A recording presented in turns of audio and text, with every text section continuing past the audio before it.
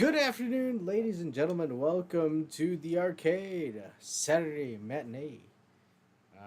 I apologize for the delay. We were kind of ironing some kinks out. Um, Technical difficulties.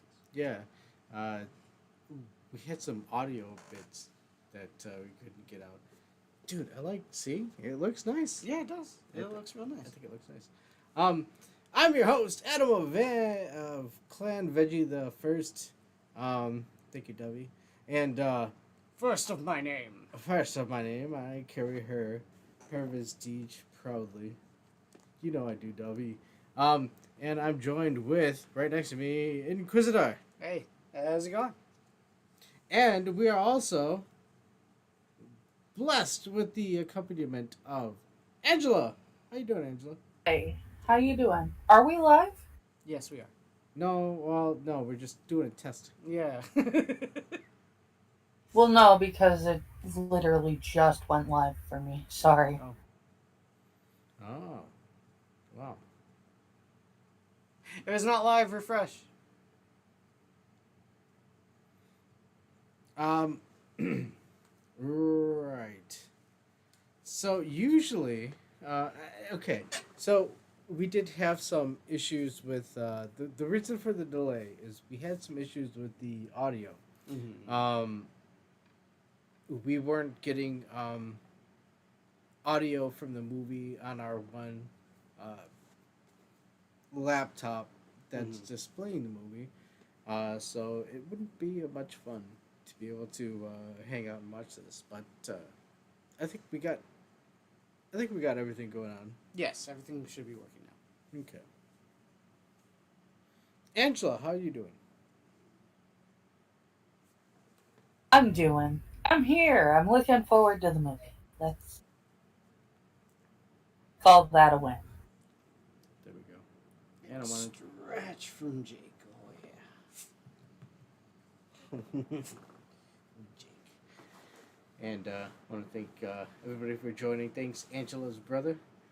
Once again, we gotta find a new name for him instead of Clown Car. Clown. And, Mr. Clown. welcome, director. I think he's a new guy. Nice. Oh, you don't know Director Arcater? Arcater from Monkeys. I know him Chats. from hanging out with Six. Really? Yeah. Oh shit, that's my bad. Well, hey, shit, welcome. I think I've been on a stream with him like maybe once or twice. But yeah. Awesome. Greetings.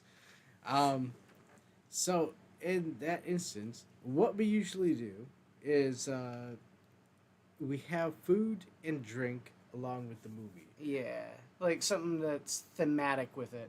We were gonna do ramen, but other difficulties came up today that prevented us from getting ramen. For those who know Blade Runner, ramen is definitely a pivotal thing in it. Yeah, I still don't. Speak And for Adam yourself. doesn't- I made mine, and even actually made my first ramen egg. Adam hasn't seen Blade Runner before, so. Quit screwing with the scenes. Quit screwing with it, Adam. What I wanted to do was this. There you go. Hey, there's Angela's ramen. I can't see it. Hold on, just a second. This will be easier if I do this way. Yep. So like I said, I have never made a ramen egg before.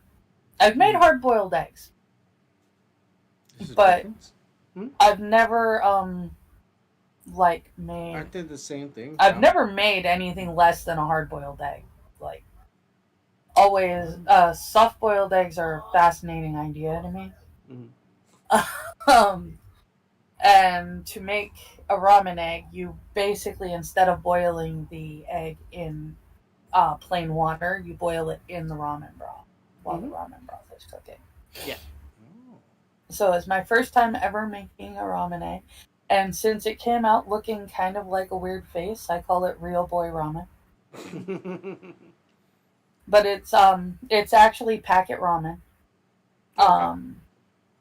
But I added super greens mix and sausage crumbles and the ramen egg. Hmm. How did it taste? It was really good, and I'm really glad I got to finish the egg before the ramen decided to kamikaze all over my desk. Oh no. Yeah. So while you guys were dealing with your technical difficulties, I was cleaning up ramen and changing my clothes because I was now wearing ramen. Oof. But so that is the meal that I made. Hmm. And I think you had And a drink. I had a drink as well.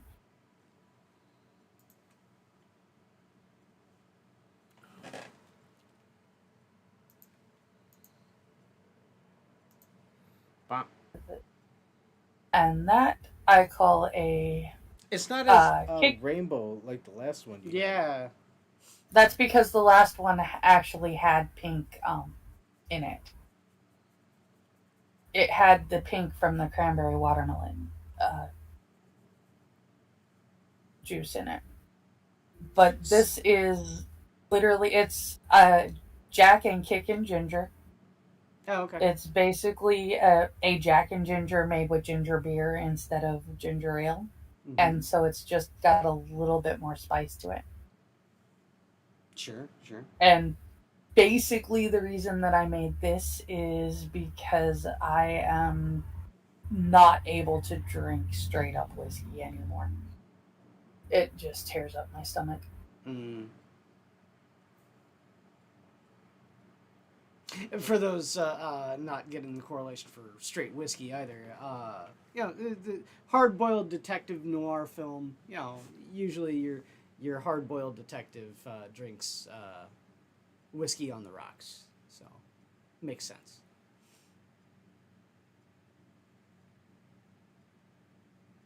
You ordering your pizza right now, buddy? Yeah, what kind of pizza would we like? What would fit with that? That looks like deviled eggs. I don't think that's deviled eggs. So I have no idea. it's the ramen. You can trade 3 of them for a honey bun. I've been told. I don't know what that means, brother. Oh,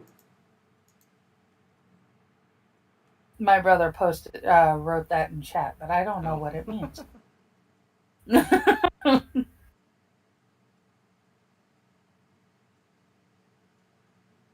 I am aware that you have not been at a Monkey Streaming Years director, but that Hmm. is where I first came across you. Yeah. Like I said, I remember hanging out with you when I was on a couple streams with Six. The next 6 minutes. dude, I haven't been on a monkey stream in a while, so Yeah, yeah. I get you, dude. Um,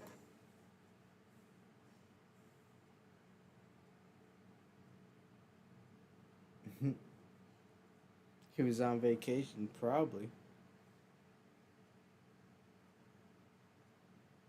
I didn't know you had your own streams. I will look for that. Oh, Oh, that's gonna piss me off. now I get it, brother.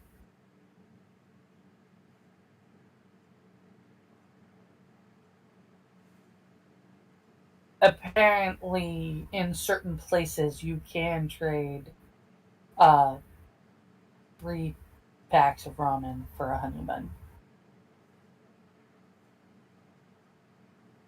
What do you mean certain places? Yeah. What? Wait. Uh, What? Places where you trade things. Because you don't have real money? Uh huh. Ah. And you have to make your wine in a toilet? Mm hmm. Oh, okay.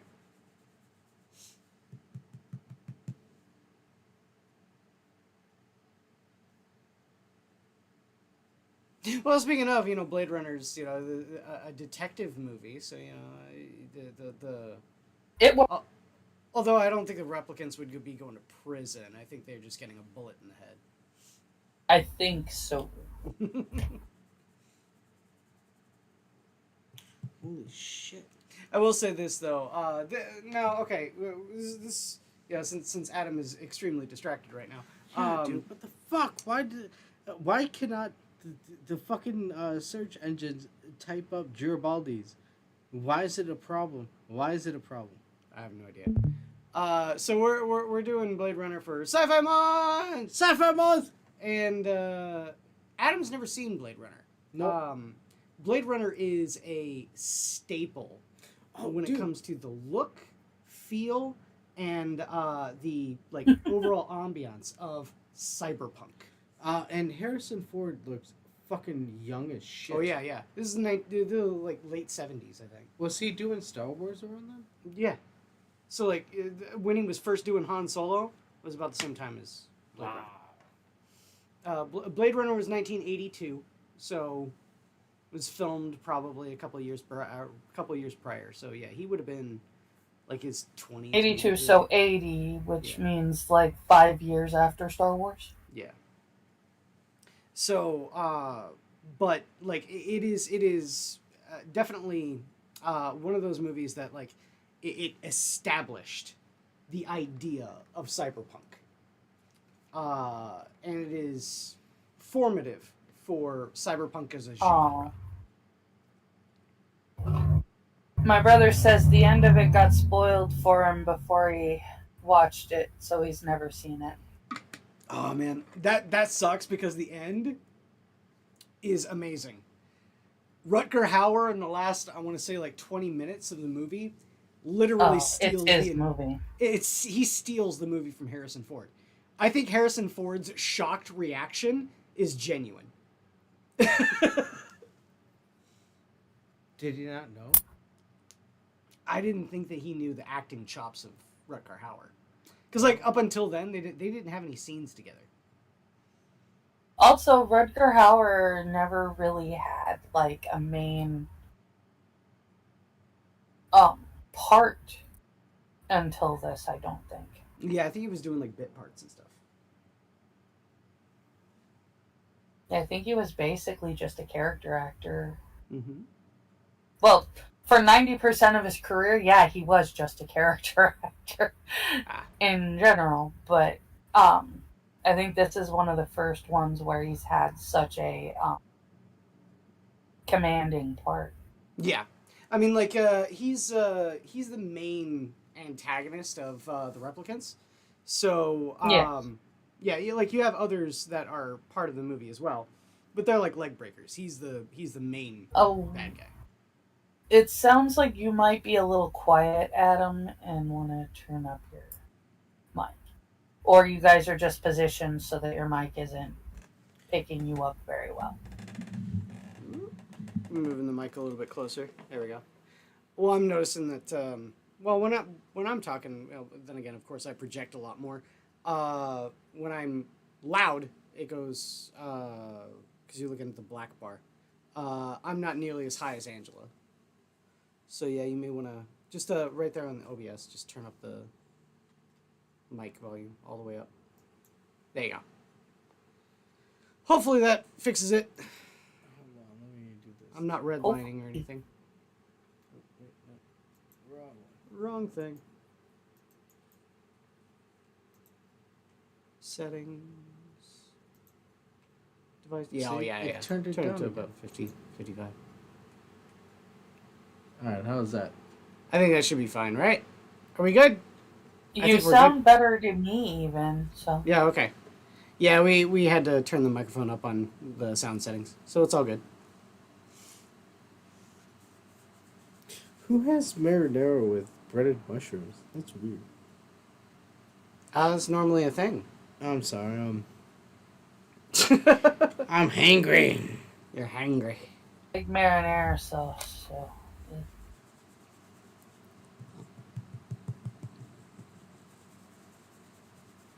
Director says a bit better. Okay. Good. We're also watching the final cut So this movie is pretty notorious. The theatrical cut was the studio having to do a lot of meddling. Ridley Scott did not like that. Then again, of course, we know Ridley Scott is like a crazy dude. He like fucked up the Alien franchise because people didn't like Prometheus. So I'm just saying, he's kind of a nuts guy. But yeah, the theatrical cut was the studio intervening a lot in his movie. Then there was the director's cut where Ridley Scott was able to do a whole bunch of stuff. There's a random unicorn scene in the movie because there's like some allusion to some symbolism that he wanted to put into it, and it's weird, and it's Ridley Scott, so of course. And then the final cut is like even more Ridley Scott stuff in it. Cut out a lot of the studio meddling. They removed a lot of Harrison Ford's voiceover bits that the studio demanded to be put in it. There's a longer unicorn scene, and they removed the somewhat happy ending. Oh, the happy. Damn, those kids always meddling in things and screwing up plans. All right. Pizza's ordered. Ordered your pizza? And maybe some breaded mushrooms, apparently. Yeah, it seems like. You got Jake laying on the couch here. He's just being adorable and chilling out. We've been here for a while. Maybe we should actually start the movie. All right, let's start the movie. Let's hope it works. All right, here we go. And so, oh wait. Okay, false start, everybody. But he doesn't have the movie poster up on the stream. I was just playing. No. And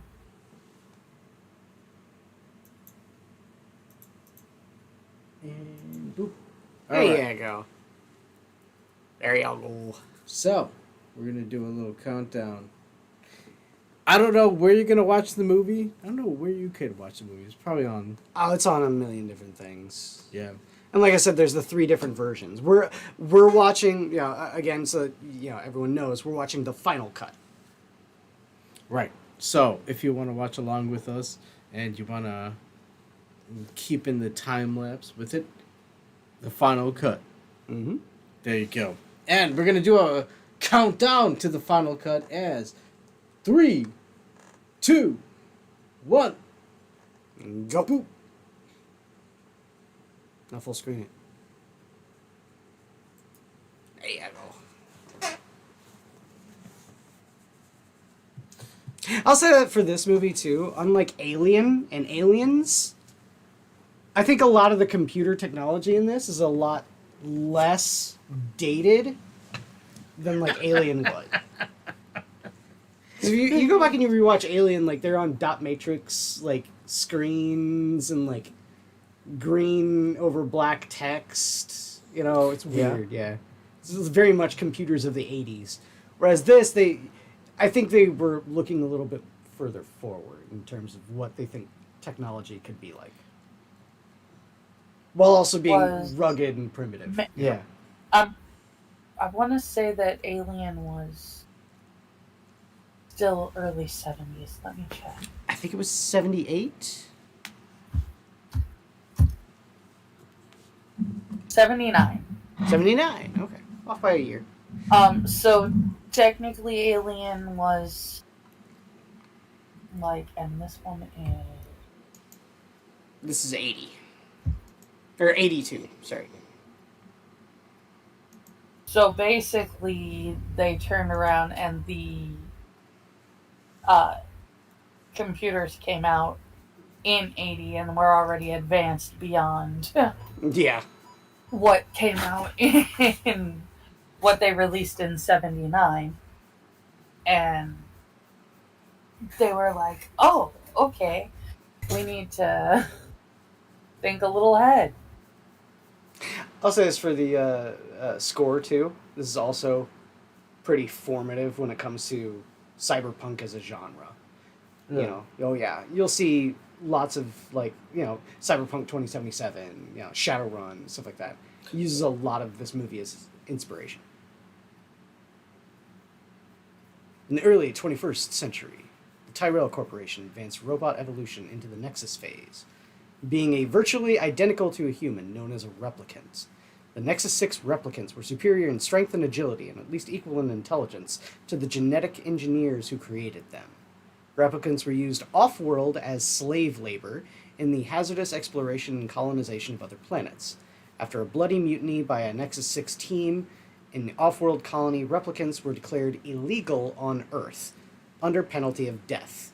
Special police squads, Blade Runner units, had orders to shoot to kill upon detection of any trespassing replicant. This was not called an execution, it's called retirement. Oh, shit. That's retirement, sir. Oh, shit.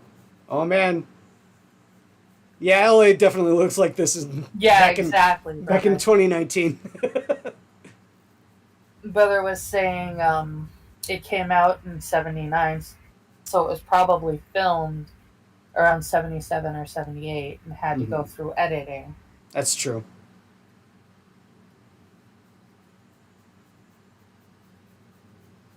Depending on how long it was in production, it may have even started filming back as far as 75. Another thing that they don't really talk about too much in this, but they do in the sequel, is that there was also a nuclear war on Earth. So, before the whole story started? Before this, yeah. Oh. So there's a large section out beyond Los Angeles that's a nuclear wasteland. Holy shit. I like this. It reminds me of Dune. Yeah, where's my flying cars back in 2019? Yeah.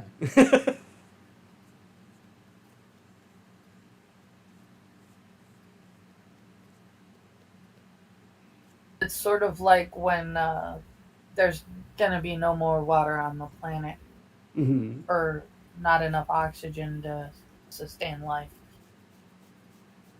They need to recalculate because apparently their calculations were wrong. Well, the whole thing about water, no more water on the planet, that's a faux pas. There's no more or less water on the planet than there ever has been. I am aware. I was referring to like the timing issue.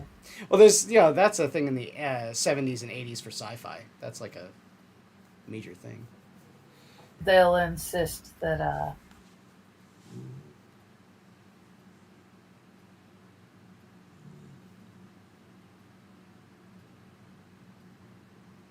Oh, hey, dude, Elvira is in a Toyota Prius.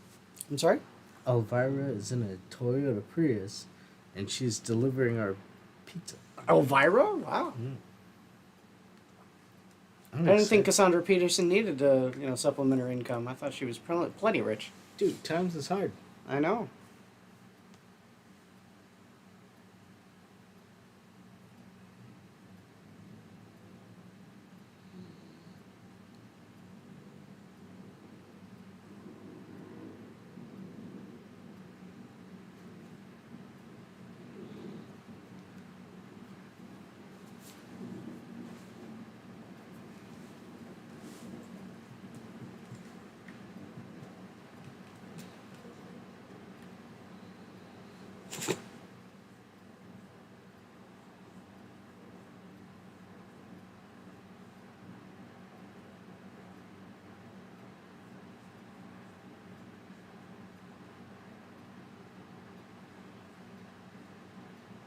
Is this guy in Fifth Element? That guy. That's the fucking general from Fifth Element. Oh, maybe. Yeah, I think so. You need to have one of these. Multi-pass.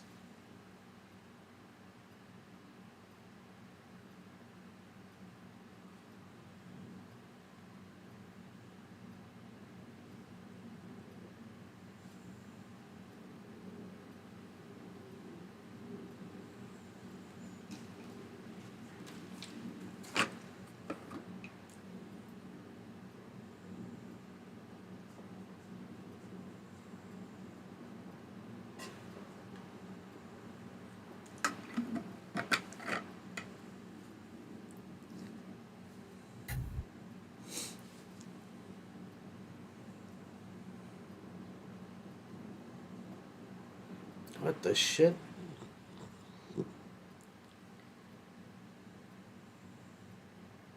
Okay, I've seen this image. Mm-hmm. Like I said, the set pieces are formative for the genre of cyberpunk.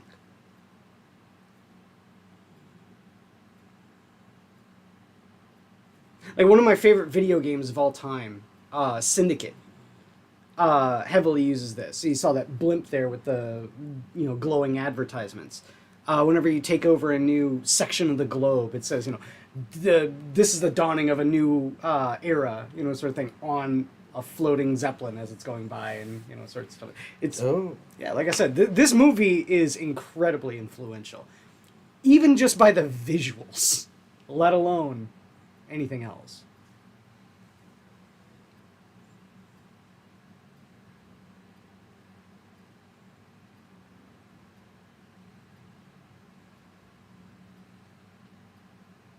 How in the hell was Harrison Ford in this movie, and then in Star Wars next? Star Wars looks like junk. Oh no, Star Wars came before this. Star Wars was first. Mm-hmm. Oh, okay. Star Wars came out in 75, I believe. This movie was 2 years before Jedi. Oh, really? Yeah. Oh, okay. And also, this is Ridley Scott, not George Lucas. This is the guy that made Alien. Or Alien. Yeah, Alien.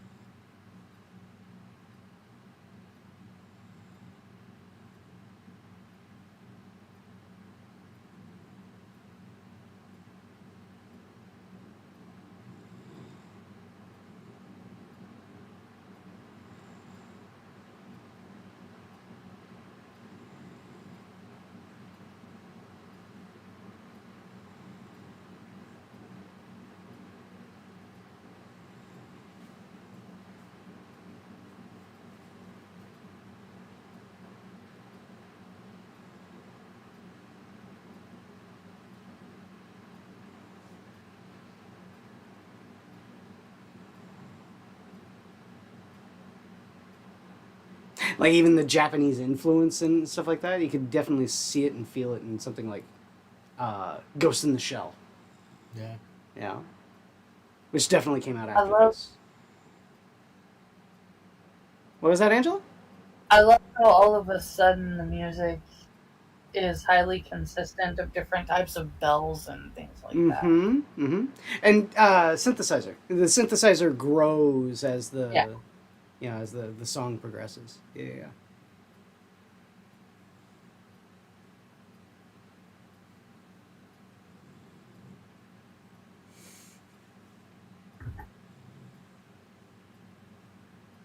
I'm gonna say I also got it just shipped, but the point and click adventure game made by Westwood of Blade Runner. It just shipped. I just got confirmation that it shipped. Nice. Like I said, this is a pretty big deal for a movie. And yes, you can tell that this is the director / final cut.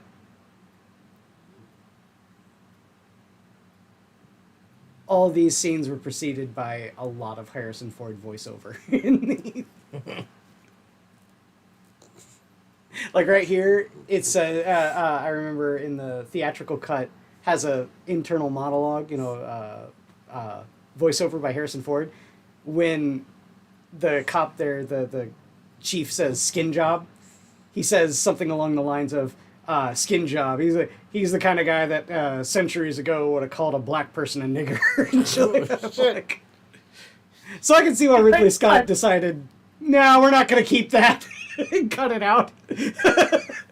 It's true, though. It is true, yes.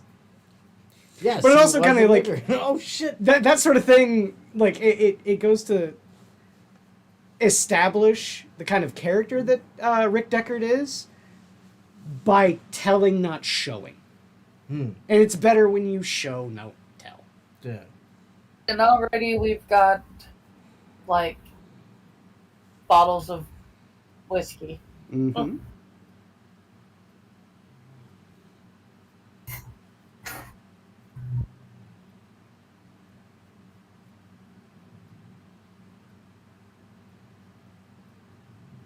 Little origami chicken. Mm-hmm.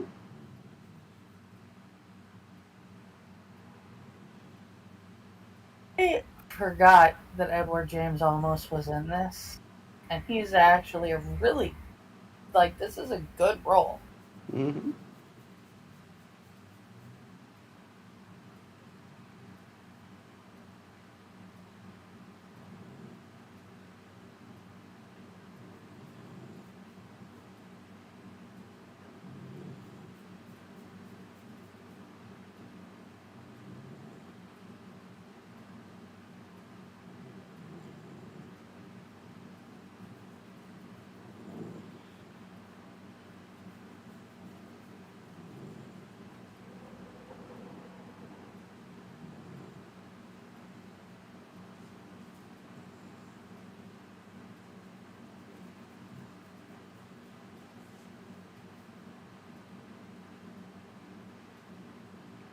Void comp test is, a psychological test to show if you're a human or a replicant.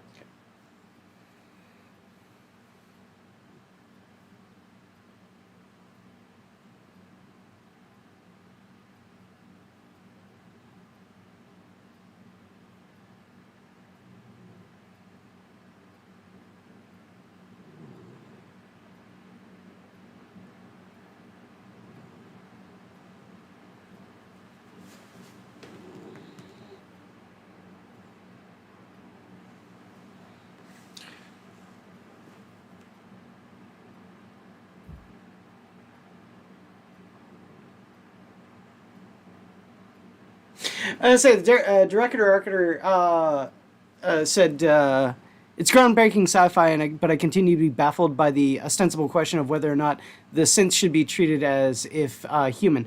The major thing about it is that like they established in the Tyrell Corporation, they created replicants essentially to just be human.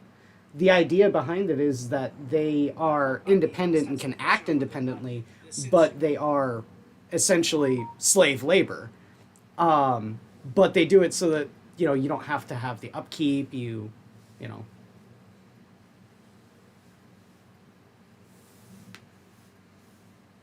Yeah. And so they just established here. They when they made replicants, they gave them a failsafe, a 4-year lifespan.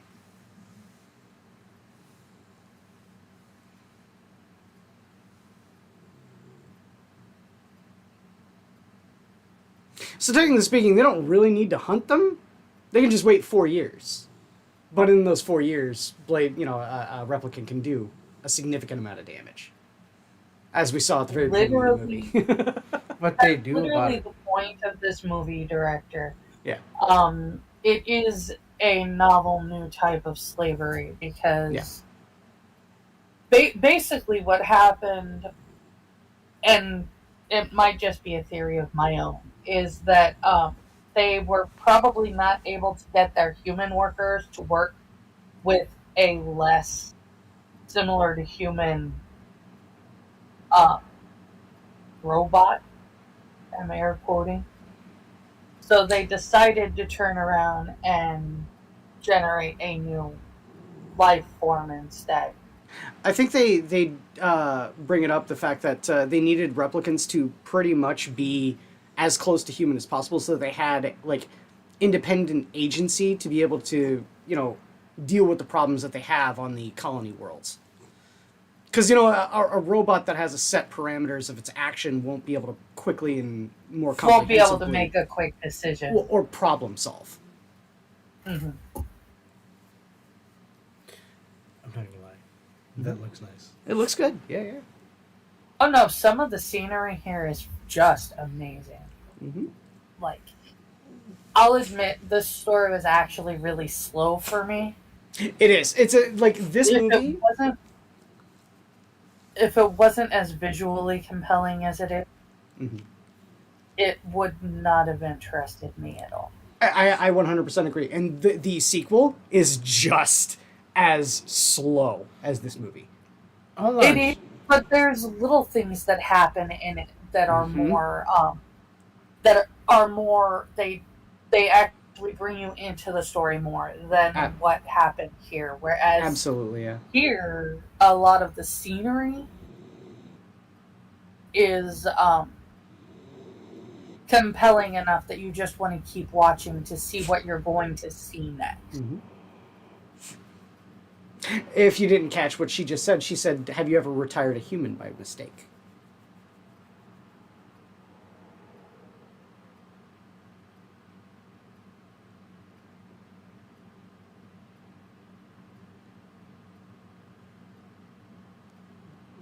Retirement, by the way, you kill a Mhm. human, you committed murder. Yeah. There's a difference. I don't think, I personally don't consider it a difference, but they probably would. Well, the difference is that a replicant is property. A human is a living thing. I don't They agree consider. with that's what I'm saying. They would probably not consider it the same thing. Yeah. I have major issues with this movie, I don't know. specifically because I would say that there's a major difference between Rutger Hauer and like Daryl Hannah's characters. Daryl Hannah's character, yeah, absolutely. She's just a robot. you had to go political. Well, she's crazy. They stopped letting illegals in, and no one wanted to do shit labor for even shittier pay, so they made replicants. Hmm.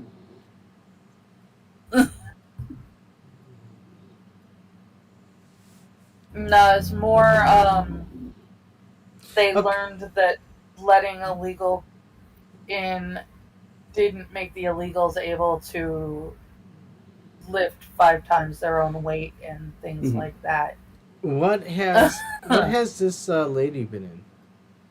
What other movies? This is Sean Young. She was in Ace Ventura 2, I believe. Yeah, that's where I've seen her. She was in a male to female version of Dr. Jekyll, and it was called Dr. Jekyll and Ms. Hyde.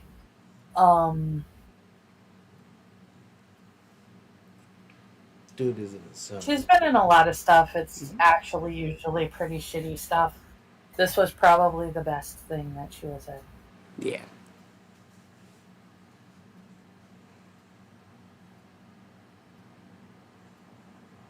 Whoa! Hold on. Can we click on that option? Are you a lesbian?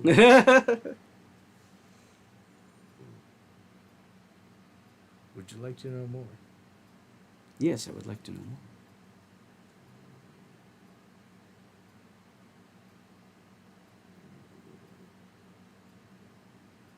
Our replicants are taking their jobs. The replicants are taking their jobs. Well, I don't think very many humans would want to be doing incredibly strenuous manual labor on off-planet colonies. I tried. Well, I know how far off planet because if I can get away from my wife, woo-wee! I'll take that job right away.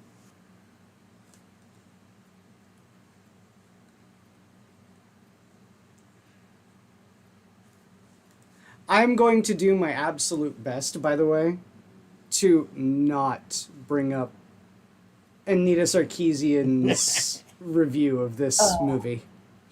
She reviewed this? I didn't even know she did a review of this movie. It's infamous, Angela. Is it really? Yeah. Because she talks about how know. Rick Deckard, like rapes Rachel here by, but it's okay because there's the sexy saxophone music. Oh, as long as you have sexy saxophone. I don't. Fucking Anita Sarkeesian. But I'll try not to. Anita Sarkeesian needs therapy. She does. You know, honestly, I'm willing to try and fix her. Ew. She's gross, dude. I'm not saying She is. I'm If happy about she it. didn't speak, she's not unattractive. She's not a bad-looking woman. I don't like her. Ugh, it's gross. Well, yeah, because unfortunately for her, a vocal cord removal surgery would not make her more appealing because she'd already spoken to you. You know, the lights will be. No, I'm saying You've I don't think she's attractive. You've already heard her speak. I think she lays her makeup on with a trowel. It's kind of gross. I actually can't. I've not seen her a whole lot, but I think she does wear a lot of makeup. She does.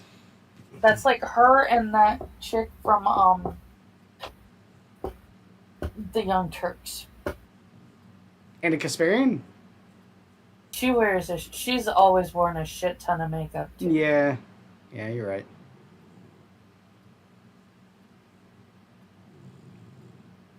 I would watch, like, I'd see them and I'd be like, oh, they must have the same makeup artist.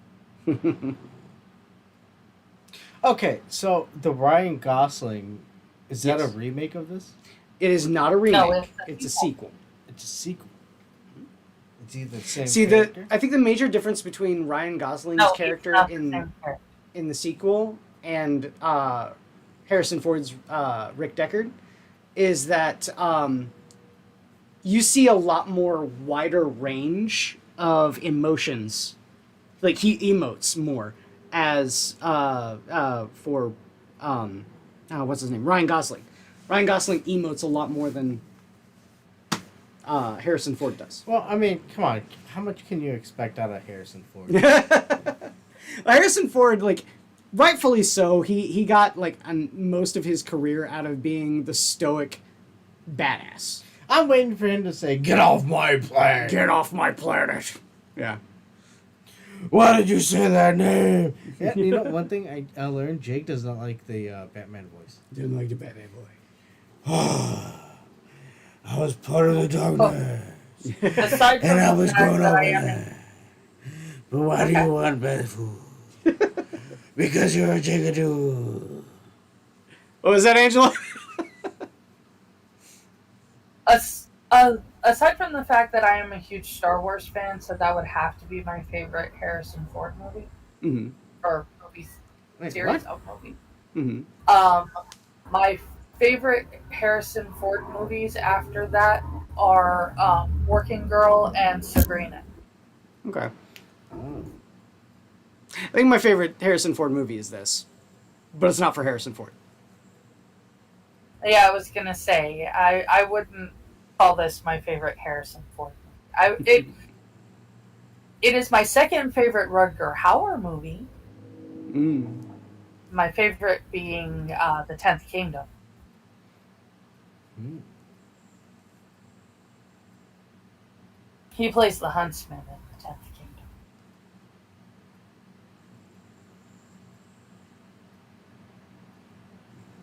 Also really liked him in Lady Hawk. So I would say that this and Lady Hawk are tied as my second favorite, with the Hitcher. The Hitcher? So It's those either people, called the Hitcher or the Hitchhiker, but it's my third favorite. those people that just went by on the bikes there. Oh, Is that the Mongolians riding for invading China or something? The Mongolians are ready. They look like Mongol hordes, just on bicycles instead of horses. Are they gonna attack? sorry, us? what are you talking about? I don't know. The people that just went by on the bicycles. Oh, okay. Given that this room is covered in ice, I'd say they're just cold. It's what I'm seeing is a mixture between Lopan coming out and being like, I need some a green-eyed woman to be able to inspect myself. Indeed. And then all of a sudden, Arnold Schwarzenegger comes in and is, you know what?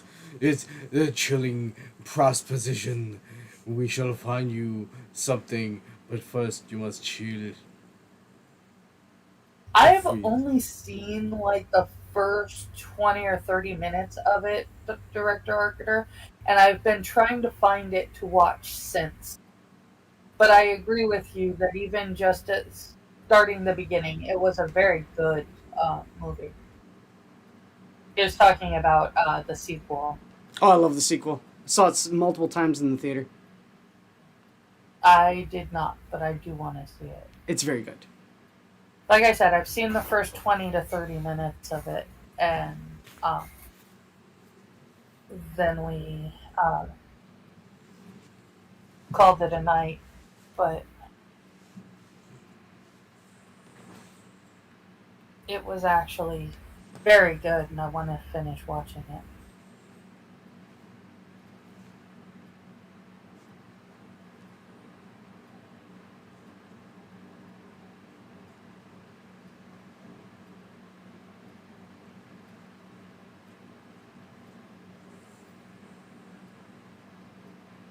I think that is Lopan, by the way.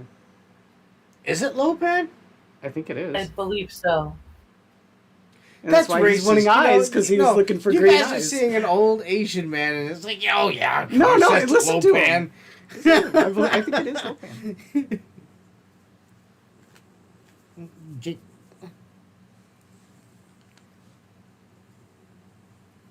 No, that's probably him.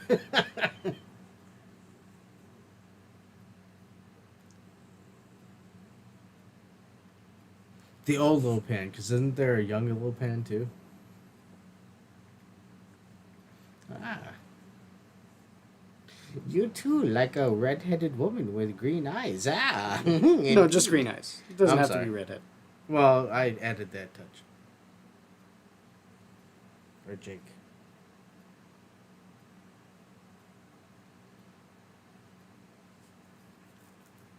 To Jake, you okay?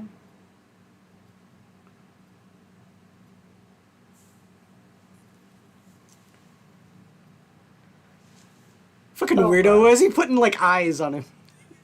Hmm?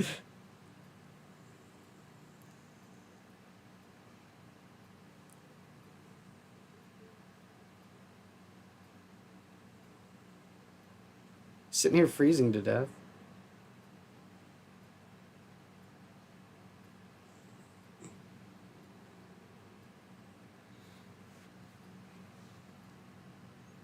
Where is it?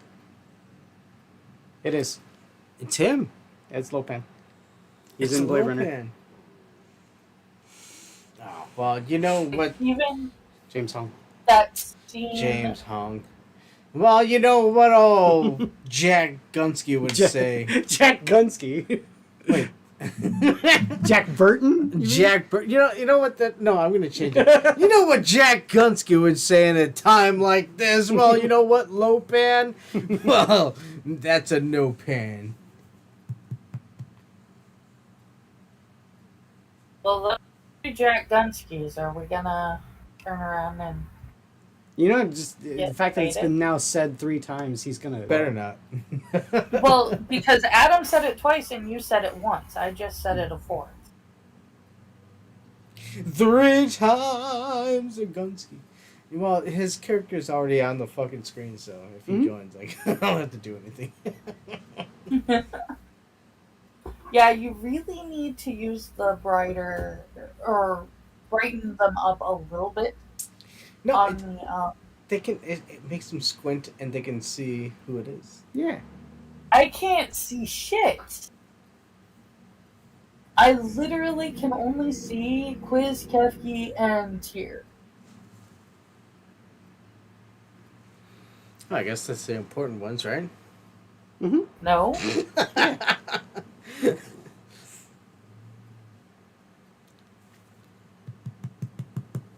It would be a good idea if you were visible in your own Doogie doogie. friggin' movie screen. You are, Rachel.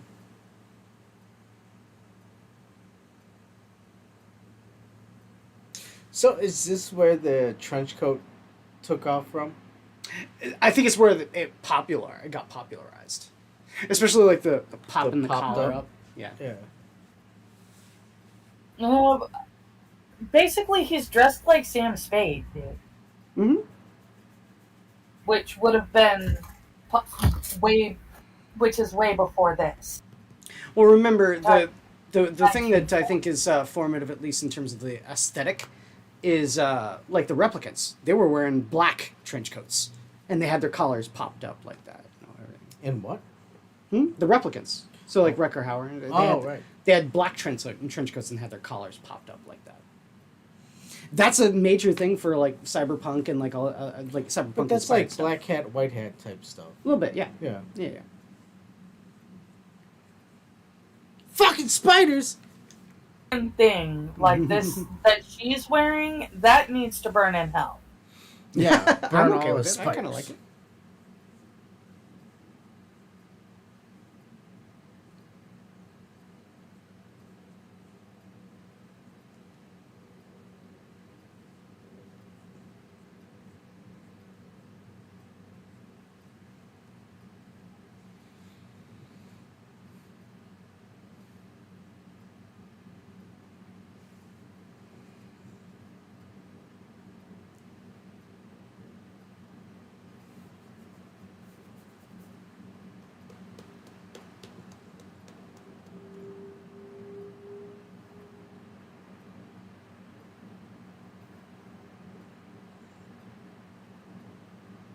I think the big juxtaposition is that whenever you meet a replicant in this movie, they're emoting. They have heightened emotions. But almost every human character in it is incredibly subdued, calm, collected, not showing any like really strong emotions whatsoever.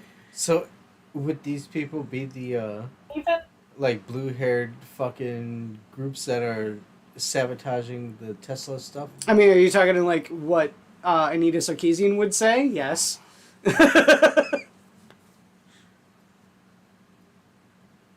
You know, it's weird when like all of these people that love to be critical of things like Blade Runner and all that kind of stuff, they're all trying to identify with stuff that isn't human. Yeah.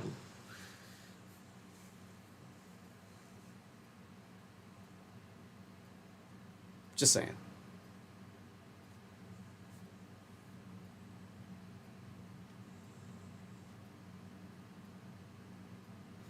Oh no. The photo slowly fades away. Come on, Doc. Gotta go back to the future. Dude, I think Elvira's lost. I don't know how she could be lost.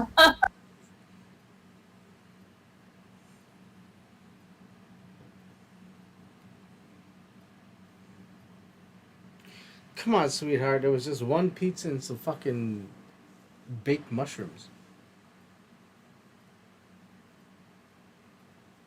sounds like fried mushrooms, actually. Or fried mushrooms. Yeah.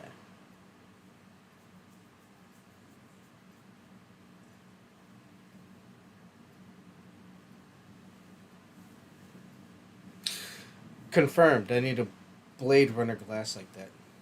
Look at that. I've got scotch next door. I can just grab it real quick if you want. I don't have a glass like that, though.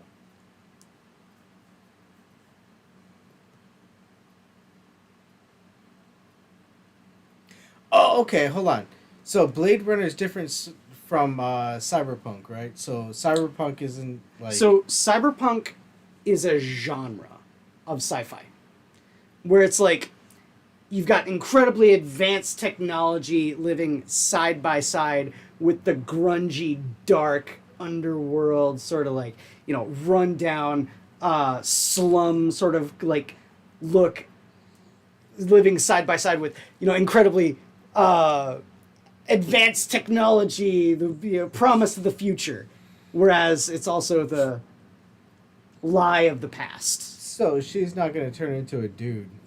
Into a what? Into a dude. No, Chris? she No. is just Grr. Pris is just Pris. No, the worst thing that Pris is she's Daryl Hannah. I'm glad Angela caught that joke right now. Oh, ba-da-ba-ba-da-ba. AIDS. Oh, she's sleeping in trash. She's a trash lady, like in Fraggle Rock. Well, I mean, that's what happens when you're also on Oh, the that pole. was the trash lady is actually made out of trash in Fraggle Rock. Yeah, but Madam Jake Trash likes Heap Fraggle is Rock. actually literally just a trash heap. Ah, yes, I can dole on to you some information that you might not know. Sound like John Denver, but I'm in the trash heap. This is just a lady trying to stay warm on the street.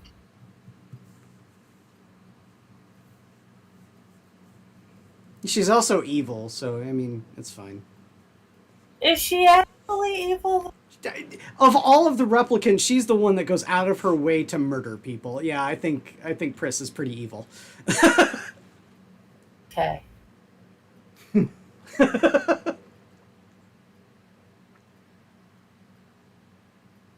Like, I can Which is understand. really loves this actor. Yeah.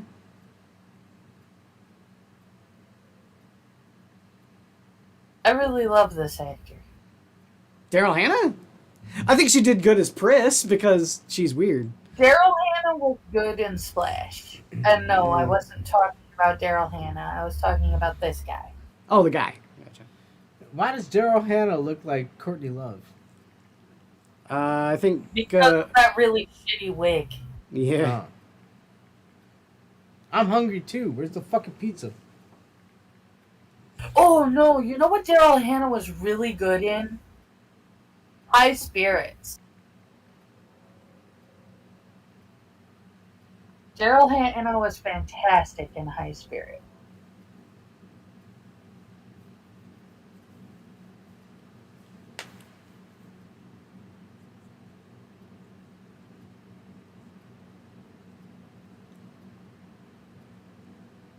Listen here, the globalists want you to, have a melting pot culture where you don't speak English anymore. You speak a hybrid of English and Chinese and Japanese.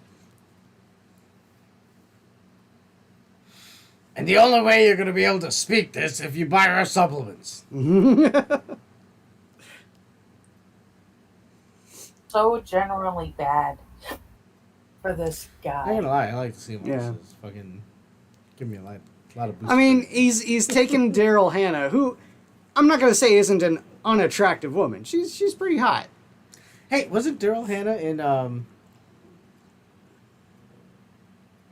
Kill Bill? I think so, actually. Yeah, Wasn't she the last boss? I think think. she was the one with the one eye. I don't know. I don't care. I hated Kill Bill. What? I do not like Quentin Tarantino's shit. Are you serious? I agree with her. You I what? like that. I don't What? I don't like Quentin Tarantino. Okay, you know what? Adam's month is Quentin Tarantino month. And yes, you're right. Daryl Hannah was in Kill Bill too. There you go. We're gonna do November as Adam's month, by What? the way, because You mean October? you wanted to no. Adam wanted to stick October to the slasher franchises. Oh, so didn't we say should give that. them. Yes, you did. did you? I don't remember. Yes, you did. We had an entire conversation about how you wanted to stick with the slasher franchises for October. And you would call that your month. And I got to thinking about it, and I was like, well, since you want to stick with the slashers in October, we should just give you November. Well, I guess in that case, Quentin Kill Tarantino. Bill does some slashing in Kill Bill, so bam. I would say, You I don't- think the major problem with Kill Bill Slashers. was. She slashes. No, I think that Uma Thurman's a pretty shit actress. Okay, let's finish Uma this movie and then Thurman we is can. not- Uma Thurman is not meant for. Unicorn. Oh, Hannah is married to Neil Young. Yep. Really? Wow, that is random. So, one thing you may not know since you haven't seen the sequel is that unicorns are also used as symbolism in the sequel as well. Angela. For what? It's the only person who can tell you is the director. Is freaking yeah. Yeah. Um. So if you want, we can do November. November will be Adam's month, and if you want to make it a Quentin Tarantino month, that's on you. I'll be conspicuously absent the I entire. might be doing that alone. Oh, really? I don't like Quentin Tarantino. I'll be there for movies. Reservoir Dogs. Could I hang out with Jake? I think the funniest thing about Quentin Tarantino's movies is the "Does he look like a bitch?" monologue from Reservoir Dogs. In the why you try to fuck him like a bitch? But that kinetic typography is really funny. I don't know. I do know what it is about Quentin Tarantino stuff. I've seen it all done better before. And I just. Mm.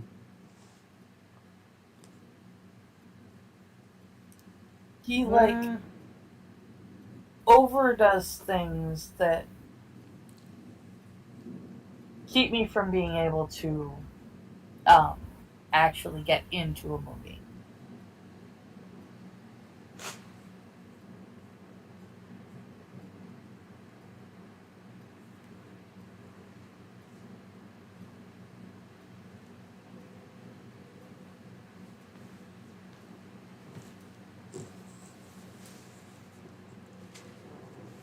Did not like either of those movies, brother. What was He it? says From Dusk Till Dawn, and Yeah, I was gonna say like he directed, and Natural Born Killers he wrote. I did not like either of those. the one where he did like the short films, where it's like 2 or 3 in one. Mm-hmm. The one with the lady. What's her name? You talking about the Grindhouse movies? Grindhouse movies. Okay. Like I understand. Yeah, those are pretty. You know. Well, the one with Kurt Russell was okay. Was it? Yeah. I'd watch it only because Kurt Russell. I like Kurt Russell. Kurt Russell's great. Yeah. I'll watch him in anything. Why? You know, I'm just trying to find myself a nice Asian lady with green eyes. You know? Yeah, me too. I Yeah. can raining cats and dogs out there. The best thing about From Dusk Till Dawn, brother, was the whoa was the name of the You okay? strip club.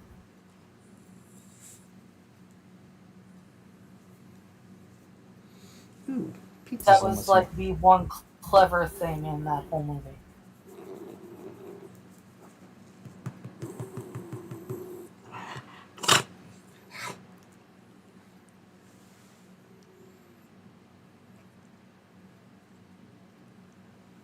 What's that, money?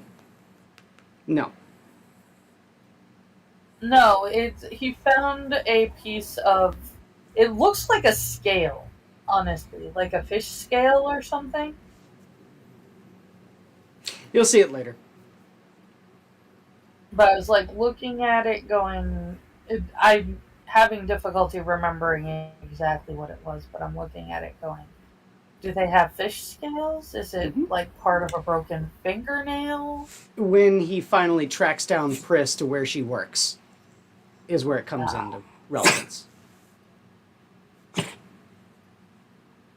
Do you want the specifics? Okay. Is she wears fish scales in an outfit that she wears at the strip club. Oh. Okay. So I was right about it being a scale. A scale, yes. Oh, So dude. that's This is where Star Wars got the lady who found Luke Skywalker's lightsaber from.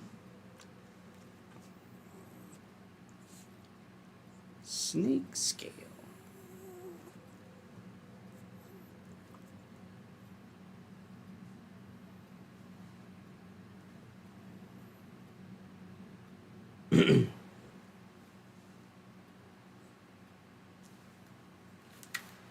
I'll be right back. Please inform me of what I missed. I will hold Jake down for the Okay. fort here. No. So what I get from my brother is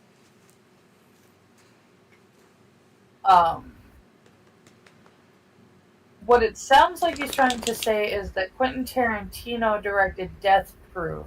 It was Robert Rodriguez that directed Grindhouse. Oh, okay.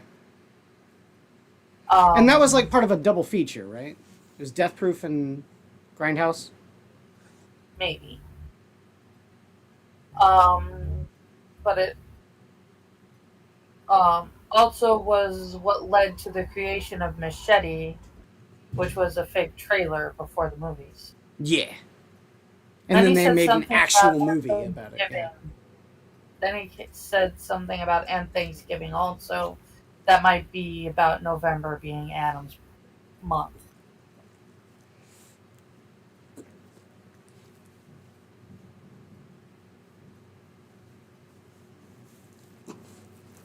Settle, Jake. Settle down. You have activated the doggy's neurons. Uh-oh.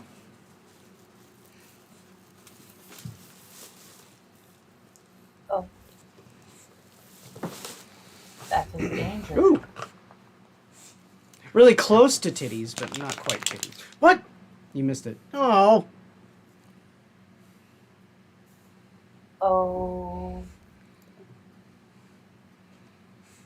It's part of the kabuki dance, you know, they got going on here.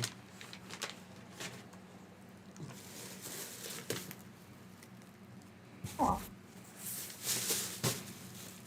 Give a slice a try, sir. Sure. Garibaldi's. Garibaldi's. Oh, yeah.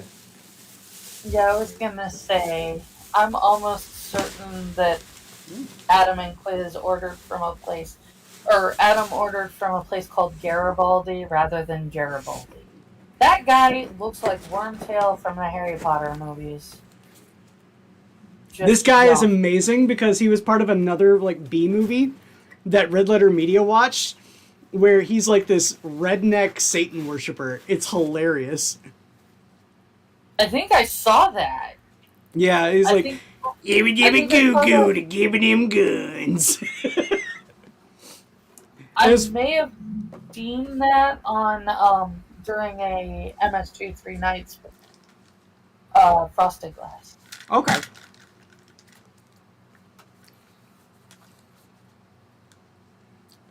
I love that bit in that movie too, because like Red Letter Media were watching and they go like, "What the fuck is this guy? Why? Like, how is he like the best part of this movie? Because he's like chewing the scenery." And then Jay looks him up, and he goes like, "Dude's been in Blade Runner. What the fuck?"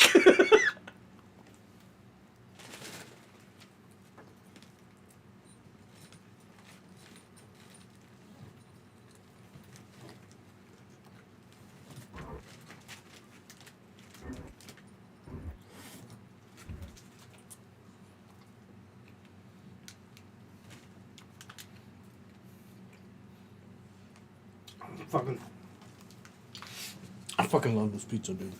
It is pretty good. Not gonna lie. Oh, he was in Dolomite. Here you go, Jake.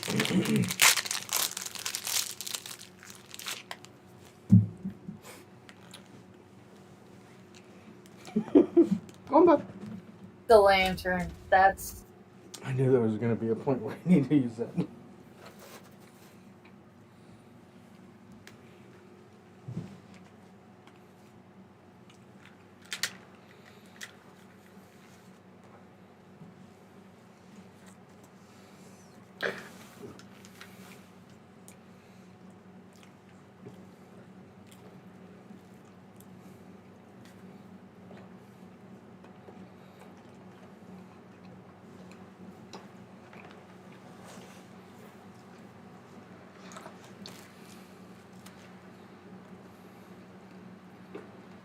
the other movie I know I saw him in was Hack a Lantern. That's it. Hack-O-Lantern. That's the movie. Yeah.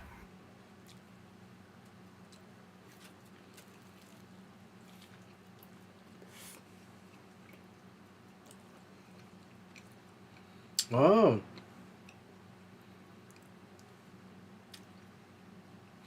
And then you see Ruby Rod in the background.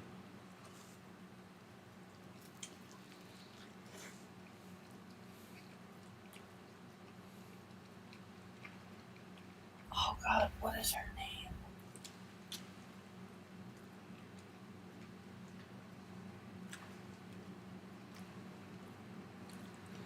Holy shit, was she in the Mario Brothers movie?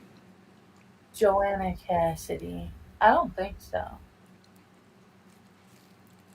I know she was in the Tommy Knockers.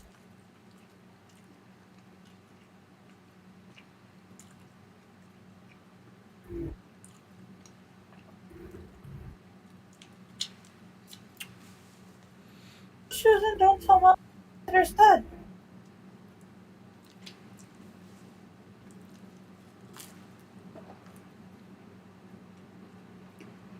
Stop saying that while looking at the snake, Harrison Ford.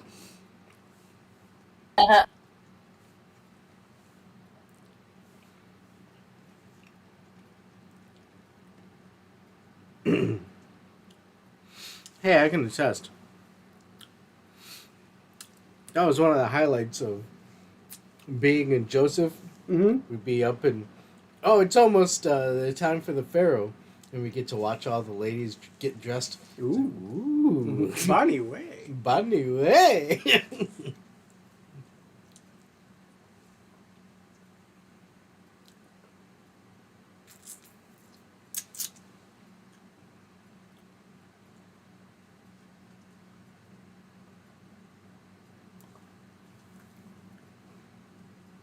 Wow.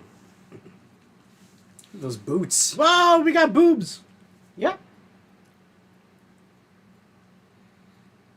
Automatically, this movie is A+.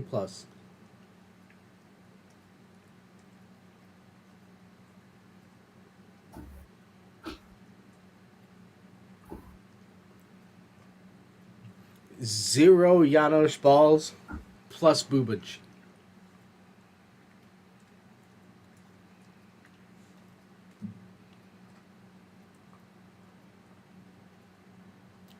Now give me the catch.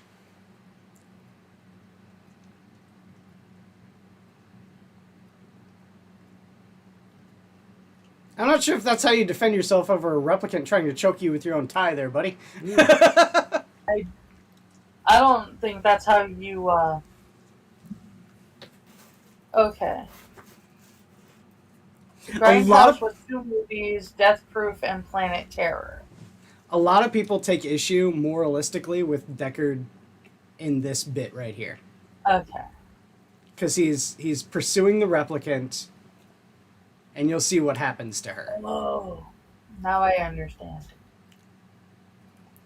So when people are like in a moral outrage about this movie, before Anita Sarkeesian, they talked about this.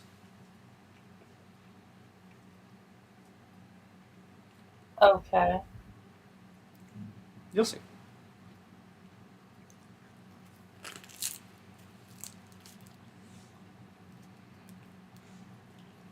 I love how no one is questioning the fact that he's running around with a gun drawn. Like it's the most normal thing in the world.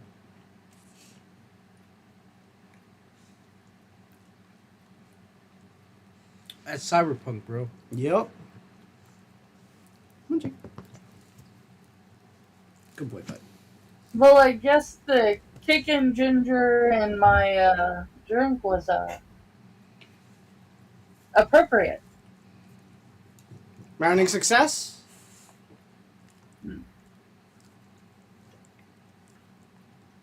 I mean, Ginger's... I feel good.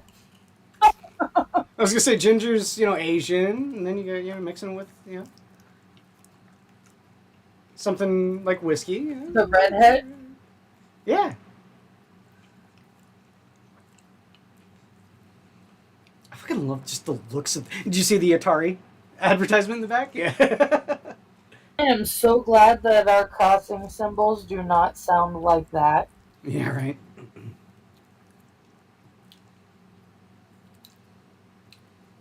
shit. Han Solo shot first. He's able to run around in a shower curtain. Essentially, and yeah. nobody notices. Nobody cares. Yeah, he's just shooting into a crowd. This is the bit that a lot of people took issue with, is the fact that he shoots her in the back. Like, she's running away. Not a threat to him, and he shoots her in the back. Before someone like Anita Sarkeesian, that was the biggest issue that moral issue people had with this movie, is that our hero shot someone in the back.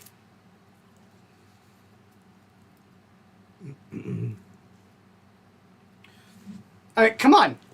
She's a replicant. He's hired to retire her. It's like there's no qualms about how he does it. It's just that he does. It doesn't matter what you call it. He's hired to kill her. Exactly. I mean, that's call his it job. Murder, call it retiring. He's hired to kill her. Han Solo. And the cops are just like they're like hiding behind cover, just watching him. Hey, he had to shoot this. That is cyberpunk as fuck. You're watching a dude just gun someone down in the street, shooting them in the back as they're running away, and the cops aren't doing shit about it. They're just watching it happen.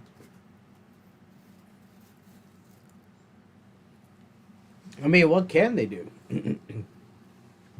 Nothing.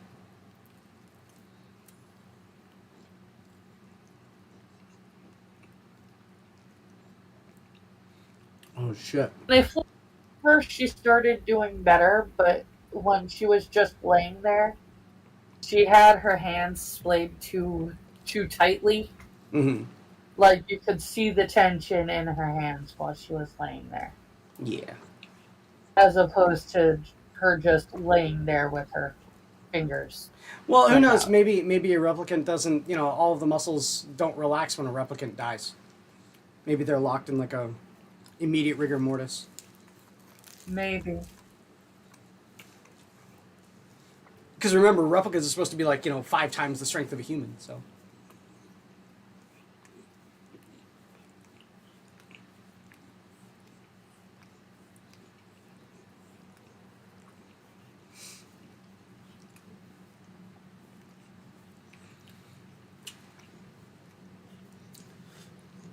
Oh shit.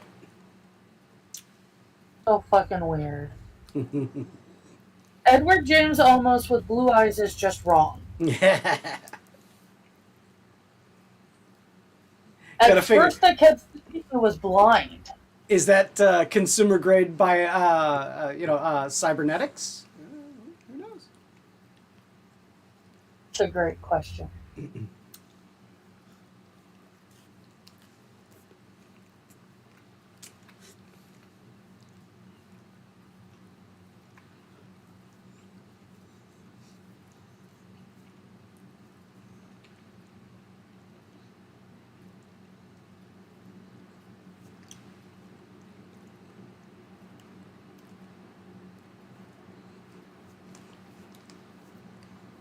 So what we just got fed there is that now his contract is to also kill Rachel.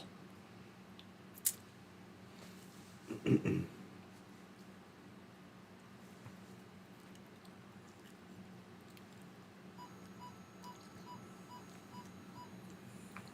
he doesn't want to kill Rachel.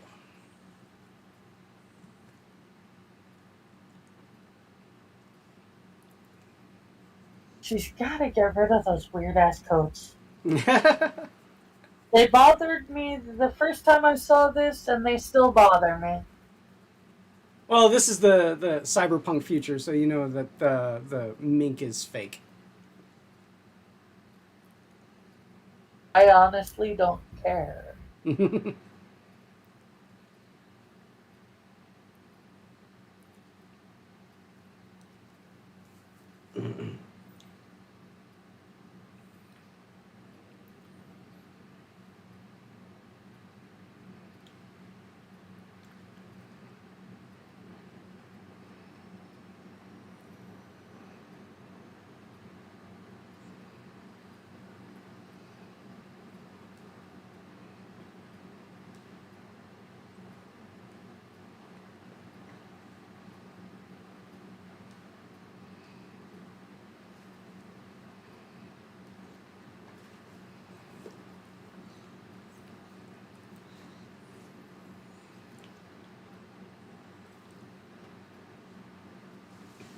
What the shit? Thanks, Rachel. That's also a pretty famous line from this movie. Wake up, time to die. I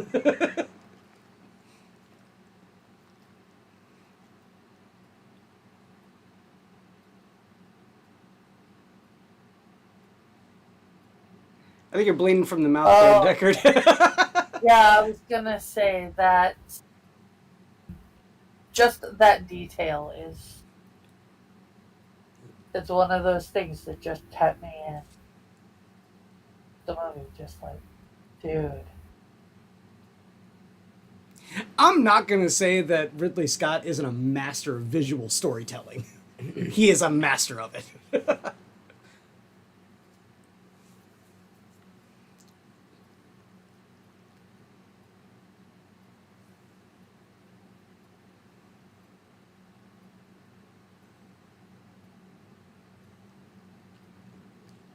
God, if I lived in that apartment, I would have blackout curtains on every window. I would not be able to stand that light just shining in through the window like that. Randomly going. Yeah, right? Fuck me. 97th floor and those kinds of lights just blaring in. Like, I would drive me insane. Yeah. Like I said, I have blackout curtains everywhere, man.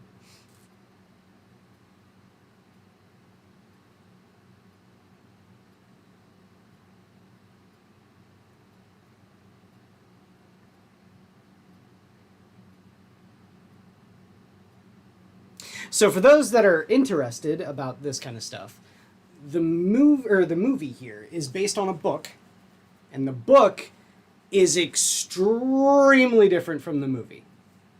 So much so, I wouldn't even say that the book was really, that this movie was based on that book. Was this Do Androids Dream of Electric Sheep? Yep, Do Androids Dream of Electric Sheep. Like in the book, the titular Blade Runner is a family man who wants to start a family by having a kid, but to do so, he has to get a license. And another thing is that the city of Los Angeles is so heavily irradiated from the nuclear war that he has to wear a lead cup around his genitals to make sure that he doesn't become infertile. They add little touches like that to the book. It's weird.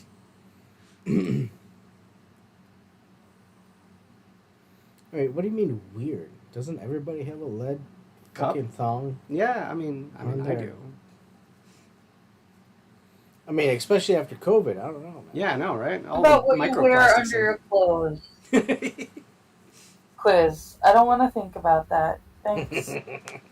I mean, it's also to keep the microplastics away, so, it's fine. My brother says he'd paint the windows black. There you go. That works. And that would be cyberpunk as fuck. Yeah.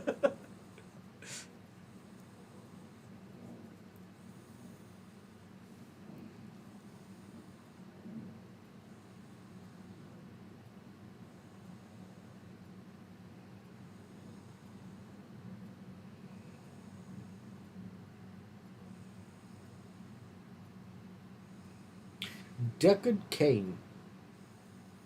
Close, but not quite. Could you identify this item? Stay a while and listen.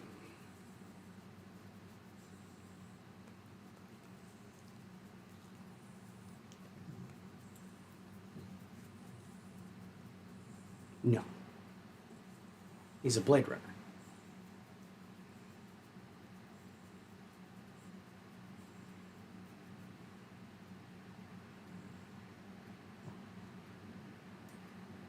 Mm-hmm.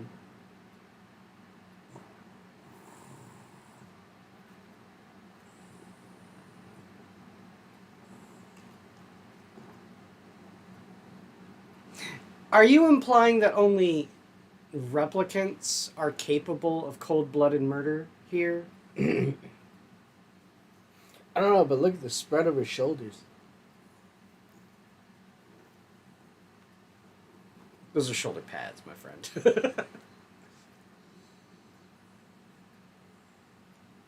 No. No, this is like Frieza. And this is not her final form. Don't you understand, Deckard? Yeah, this was the beginning of the horrible age of shoulder pads. You know what? Where I had to turn around and make sure that I cut shoulder pads out of literally everything that I ever bought. Because the last thing I needed in the world was to look even more like a linebacker. You know what? I'm just gonna come around and say it. I think that there was nothing wrong with shoulder pads on women's garb back in the 80s. I don't know, man. I'd be upset if I go and bed with a woman and all of a sudden she doesn't have the Jafar shoulder that I was hoping for. What, when she takes the shirt off, is that she doesn't have the big old, like, pointy shoulders? You told me you were calling me Prince Ali Abubu, and I was turned on. I was thinking about them shoulder pads, and all of a sudden, there's nothing there. It's a I'm just wondering why you're going for sexy as Jafar and not Jasmine. Because literally everyone in the world has shoulder pads or shoulders that come to a point. And what is the point? What is the point, Angela? Everybody is built like a triangle, Adam.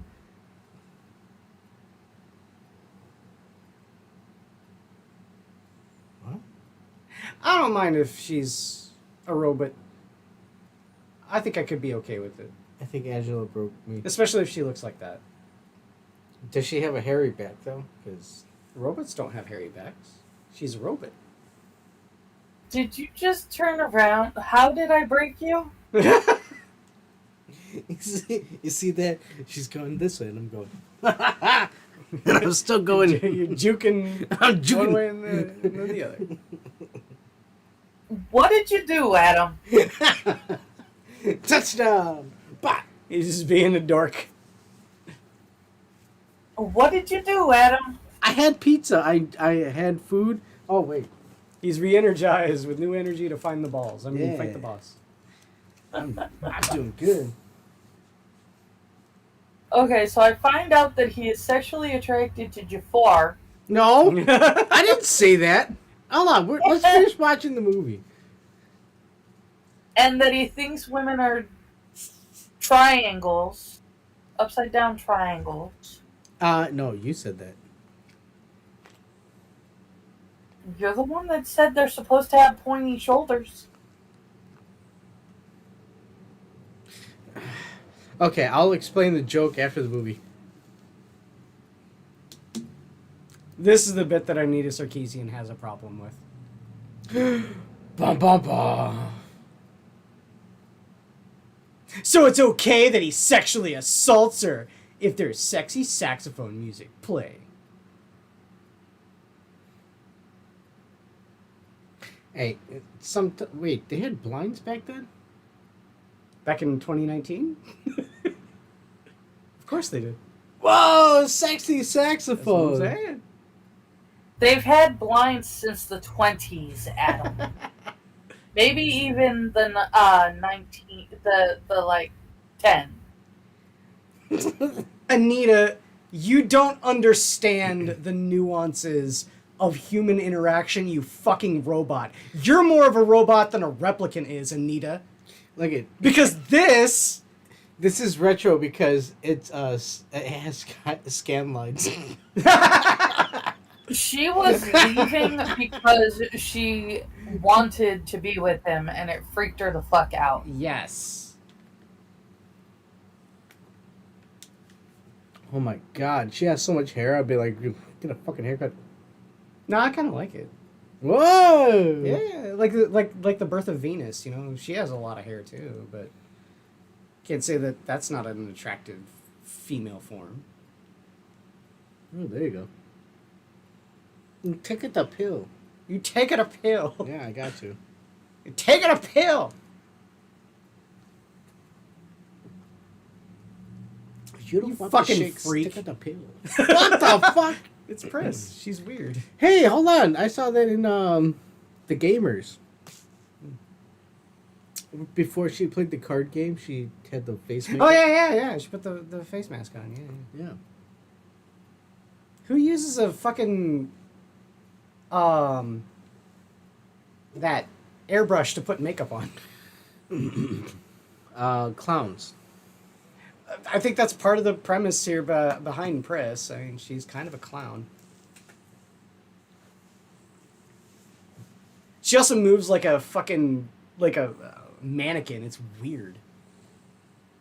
I think she's Ridley Scott's idea of What what the Harley fuck? Quinn would be like.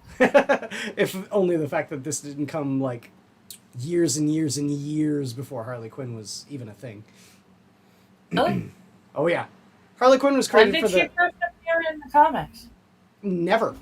2000 is when she appeared in the comics. She was a, 2000? Really? she was a creation of the animated series, which was 1994. So this preceded it by Nasty. 12 years.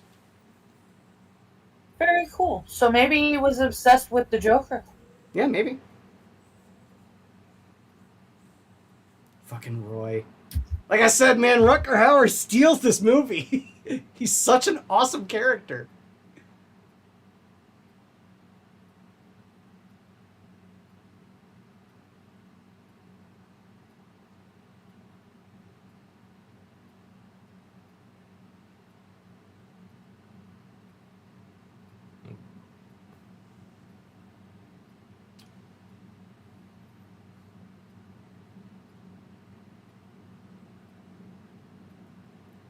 Fucking freak. Okay.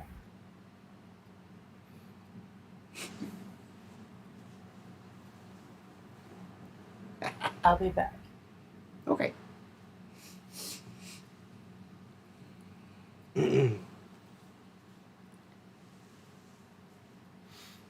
So, if you didn't catch what was going on here with Rutger Hauer in the previous scene and now in this one, they're looking for a way to extend their lifespan from 4 years.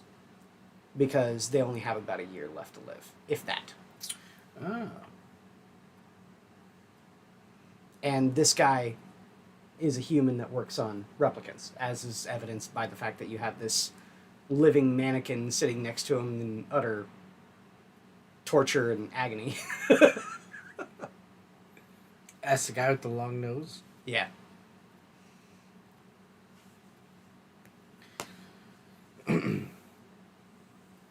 I was gonna say, isn't he supposed to be at Arrakis? There are only two of us now. That was a Dune reference. What? There's only two of us now? Or No, Yeah, Atticus. Dune. Dune? I think it's David Bowie, isn't it? Oh, It's not it's Rutger Hauer. Sting. Or Sting! That's it, yeah. It's not Rutger Hauer. Recognize.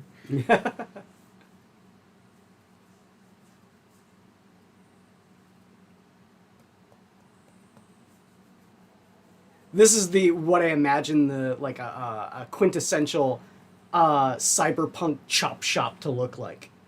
Yeah, you got these people that graft cybernetics onto people, and they'll do it on like a dark ass pool table with a massive medical light over the top of it. Or chopping your arms off and throwing them in the bin. Yeah, like remnants of whatever they have.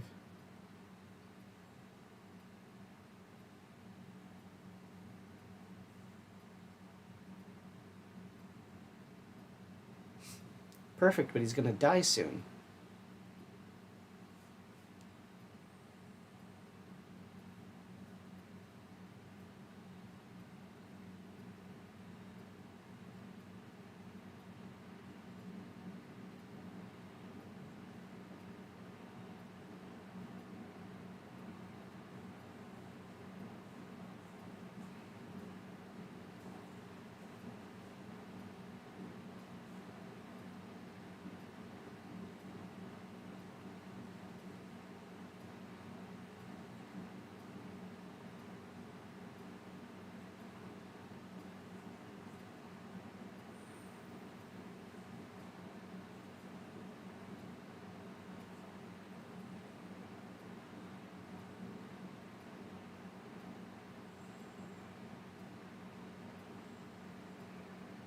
Daryl Hannah does a good job of like moving weird.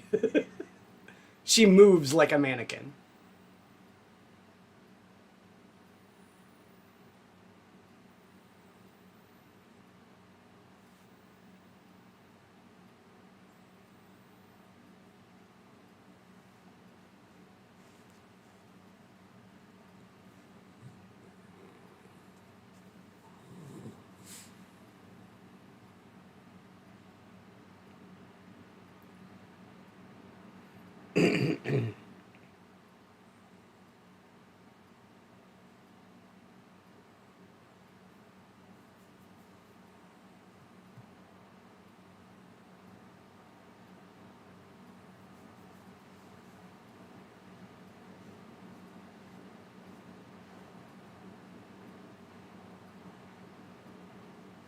I wasn't gone long enough.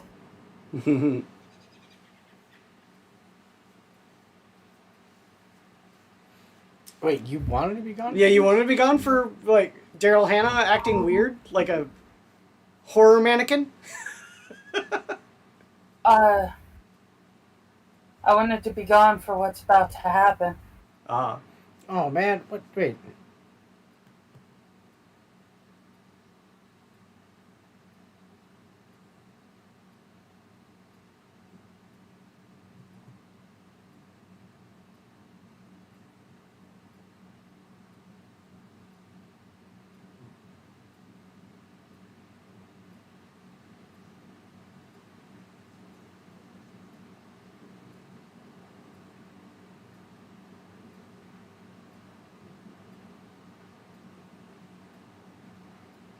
Well, there isn't, because it's illegal and you're a horror monster. The hell's going on? Pris is being evil.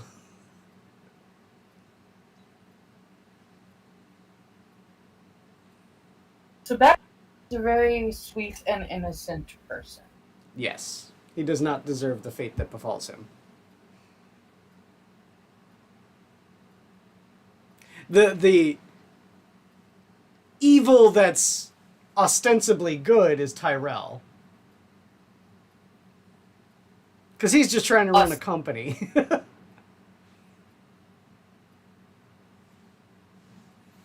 If you want technicality, these guys are not necessarily. If she wasn't completely batshit insane, Mm. Daryl Hannah wouldn't be an evil person. She just wants to live. Yeah. But she's willing to kill as many people as she Kill wants others to. in order to be able to do it. Yeah. She's willing to kill indiscriminately in order to achieve what she wants. Which is automatically not good. The in the sequel, the Tyrell character here is played by oh god, Requiem for a Dream, Joker, Jared Leto? Jared Leto. Leto? Yeah. The weirdo, like, kind of evil CEO guy. Which would actually work. For Jared Leto? Yeah, it does. Is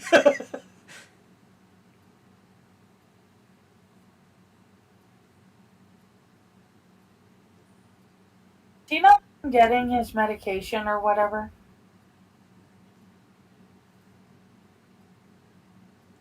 Who? Yeah. Sebastian. No, he's just being pressured to go and talk to Tyrell because he's the one that could help the Nexus 6 from dying. No, I know, but if you look at his face... Yeah, I think it's just the lighting. He's aged like years. Yeah, it's the lighting, like really, really pushing the fact that he's got the glandular issue that makes him prematurely age. Okay, good. I wonder if that's not what... Like I said, Ridley Scott is a master of visual storytelling. I wonder if that's not what earns the replicants the short lifespan. I mean, Sebastian is one of the ones that designed the Nexus 6, so... I think it was still a failsafe that was by design, that the replicants only live 4 years.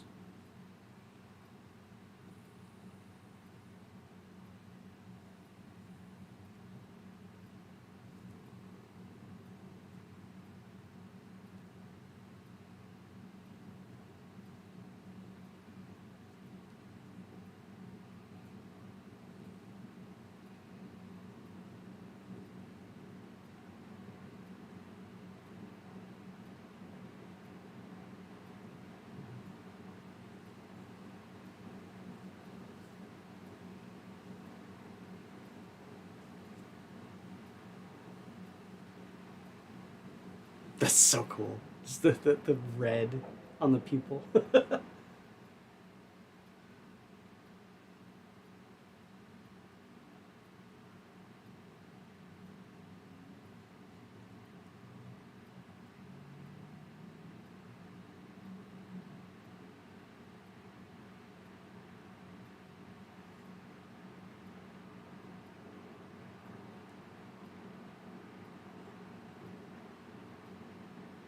Who are you?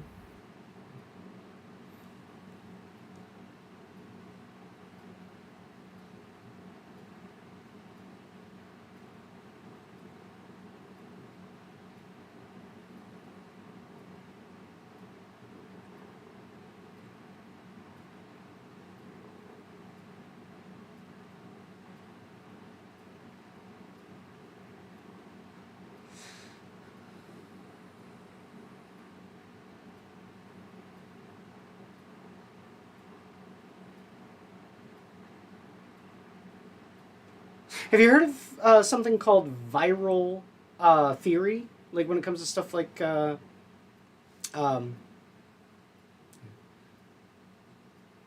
break my phone. There's a belief that a virus can be genetically engineered. That when it infects someone, like say if you're diabetic, your pancreas doesn't produce enough insulin.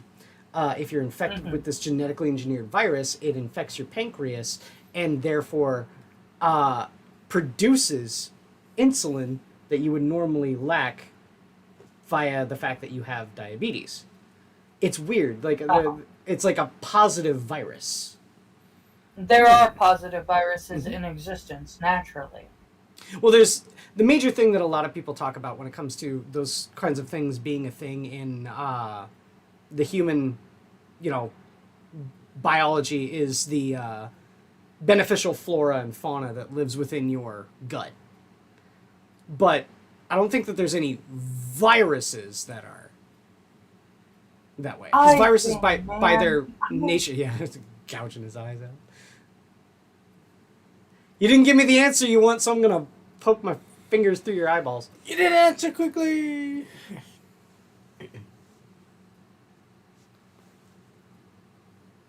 Basically, people who are working on those projects were fascinated by the fact that there were viruses that already did similar things that existed naturally. And they wanted to see if they could. God, that eye thing. Yeah. I do think that that's one of the... Again, man, visual storytelling. Ridley Scott is a master of it. Like the owl with the red eyes, just like Rutger Hauer did when he came in to talk to Tyrell. And then mirroring the whole idea. Red eyes, and how he kills Tyrell. He kills him by gouging out his eyes. Blood coming out of his red eyes. No. If you think about it, hold on. Every time you saw Sean Young, she had the same thing. It's indicative of the fact that the replicants are about to die. That they're in the throes of death. I had a dream about finding a bunch of baby owls, and I was like, "Hey, that'd be cool. They can hang out, and, be owls and just hang out in the house." I thought it'd be like a cool thing. They hang out with Jake. The other thing is, Ron Howard gave us one of the most greatest things his daughter. Ron Howard's daughter? Howard something or other. I don't know. She's a really nice, thick. Alice Howard, and yes, she is actually a good actress.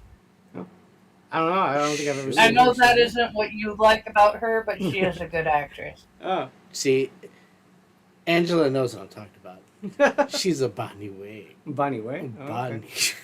okay. Oh, I'll have to look it up. yes, I suggest you do. Fucking gang of midgets stealing my hubcaps? What the hell? Radiator. Also, you do realize that you use that word incorrectly. What, midget? No, What? that y'all's favorite term to describe What, a BahneWeh? when your pants need to be loosened. BahneWeh. Hey, That is not what that was used for. He was talking about the candy bar when he used that word. Yeah, he said it's tasty. yeah, it's BahneWeh. delicious. Yeah. Bryce Dallas Howard is she's pretty BahneWeh. She's BahneWeh? Pretty tasty. How would you know? Let me tell you. Hey, he didn't eat the chocolate before he was like, BahneWeh? Yeah, and then he he took a smelled bite it. and it was like, BahneWeh. BahneWeh. You know what the book is because of the title. Let's just say that.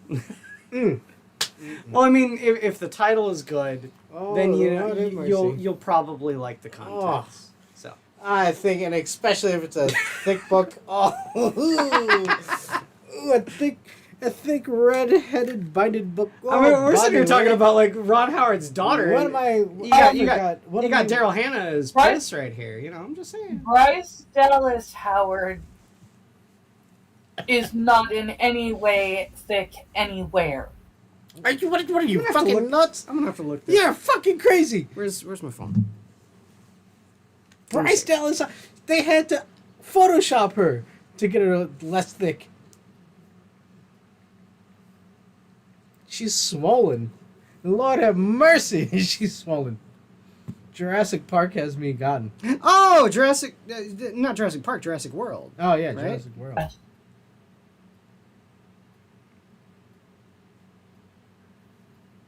Yeah, no, Angela, I gotta side with Adam on that one. Dude, look at that. Holy crap! Look at that. Woof, woof. Oh, Wolfie. You tend to prefer athletic builds anyway. I do, yes. Oh my lord.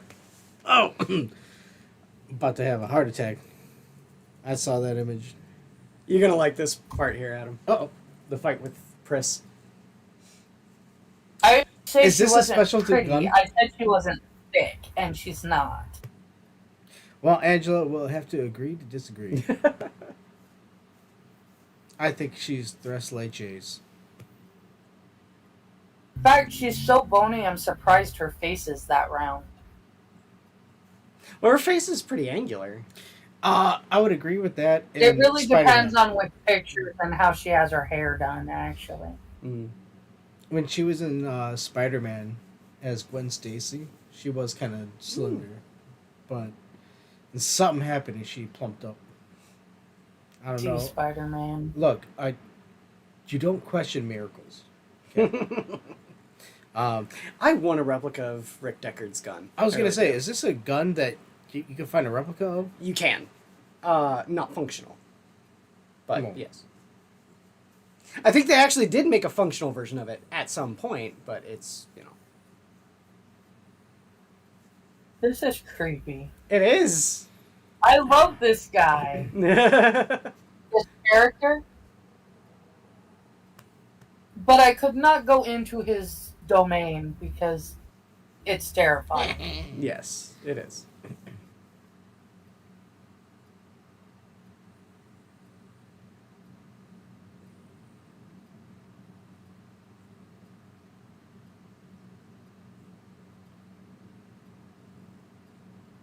What the shit?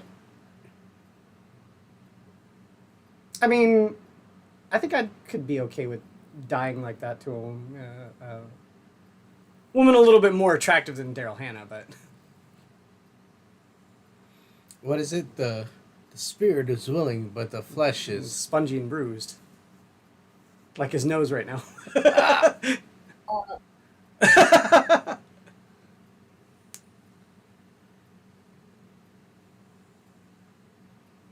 No.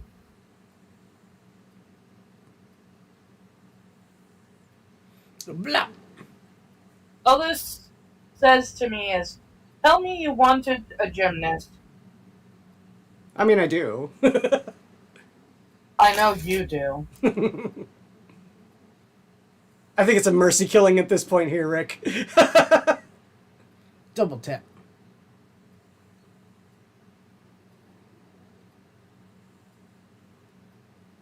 Like, yeah, she's defective at this point. Mm-hmm. No, I want me an Olympic curling champion. Okay. Sweet, sweet, sweet. Oh no.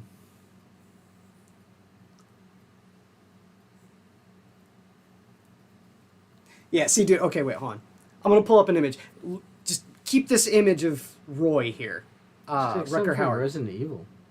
Keep that image of Roy in your mind. About what he looks like right there with the trench coat and everything.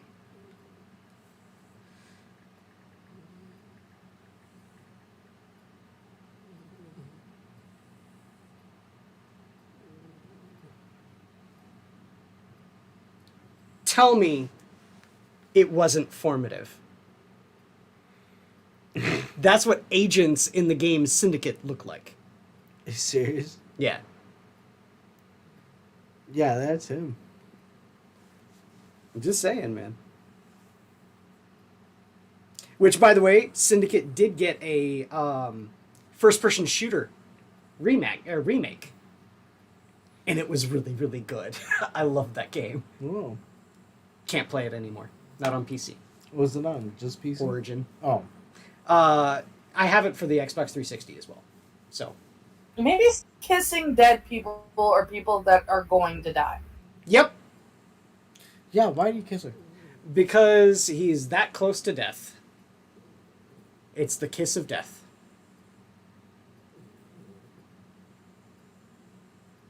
I'm going to say this. When we get up to the rooftop, I'm going to stop talking because I want you to hear his fucking speech. Yeah.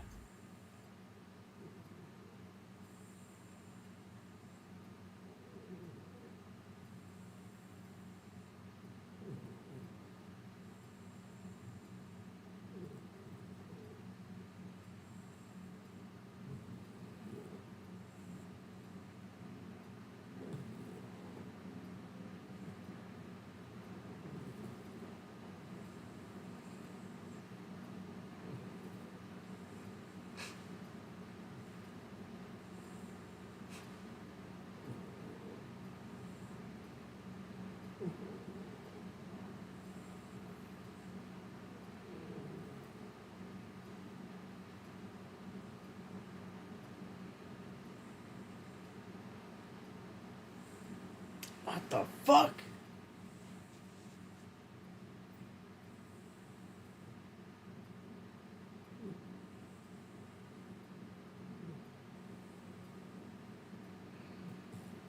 Yeah, I'd bug out too. Holy shit. Homeboy had him dead to rights, broke 2 fingers, and he's like, I'm going to give you a couple seconds before I come for you.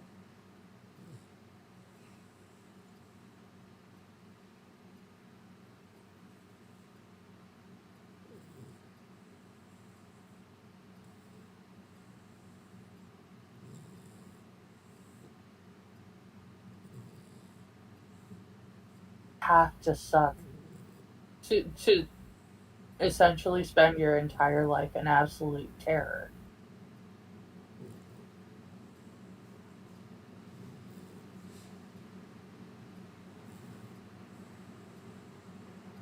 It's the worst kind of terror, too. It's the mortal terror of imminent death.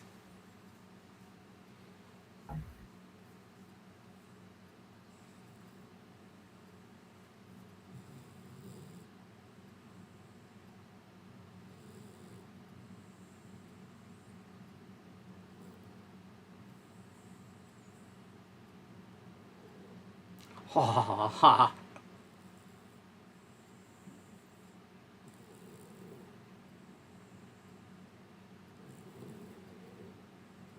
We didn't need to hear that.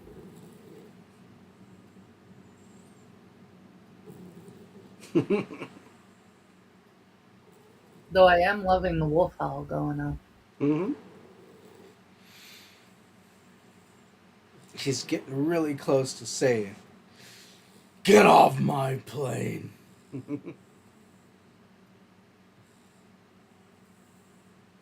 Lame.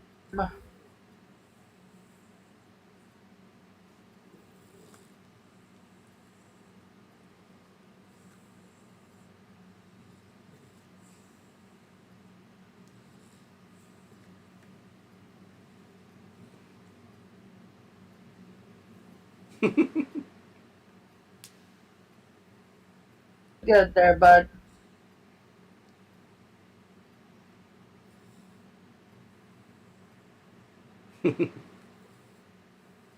And this is certainly a way to terrify your prey.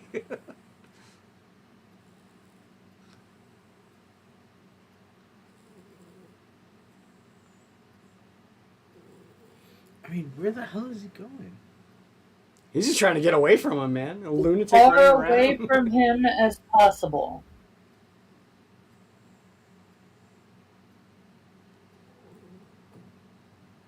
Because he knows that he's dying. He just is hoping to get far enough away that he can't kill him first.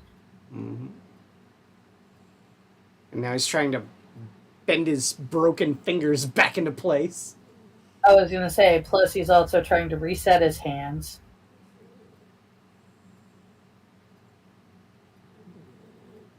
Uh-oh.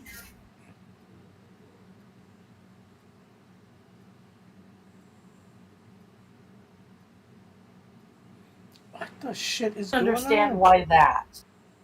Because his hand is curling up and shutting down. He gave himself the stigmata there to open his hand back up. Oh. Okay.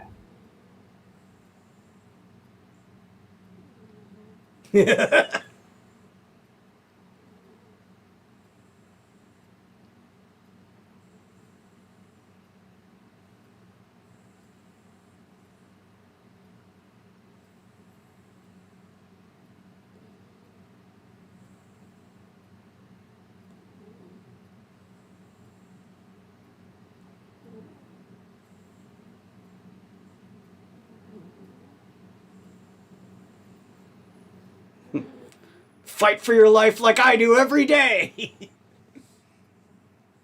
He literally wants Deckard to kill him so that he doesn't just drop dead. Mm-hmm. He wants to die fighting.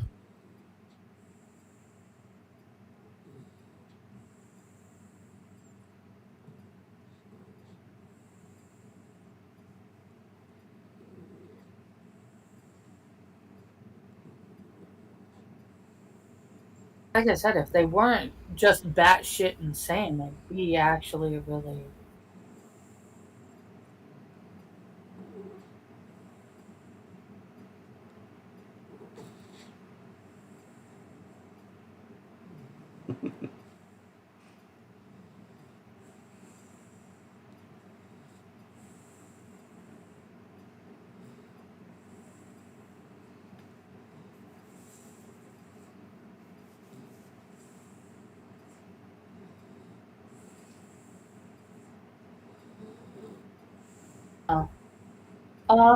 No.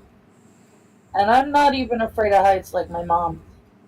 I am. just am Fuck that. I am just afraid of extremely long falls followed by a sudden stop. I'm afraid of heights. Fuck that. I'd let Wrecker Hauer kill me, man. You in? I know for a fact I couldn't do what Harrison Ford is doing, so yeah, I'd have probably ran downstairs instead of upstairs. Mm-hmm. Because I know eventually the only way to go is up the outside, and I can't do it. Also, technically, I'd probably end up having my kneecaps dislocate if I tried to go upstairs.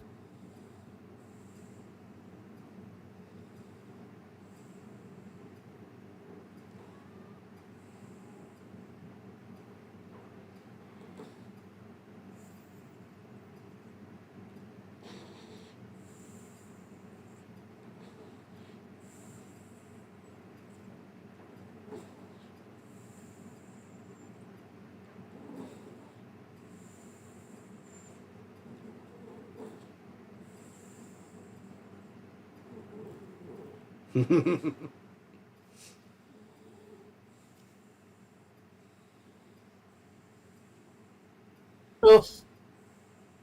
Ow. Yeah, that could not have felt good. Come on, guy, you can do it.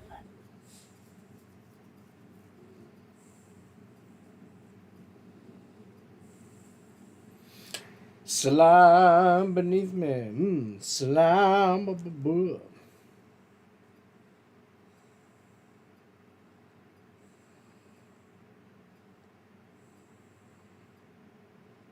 Mind you, remember, Roy doesn't owe Deckard anything. Deckard is here to kill Roy. I'm aware.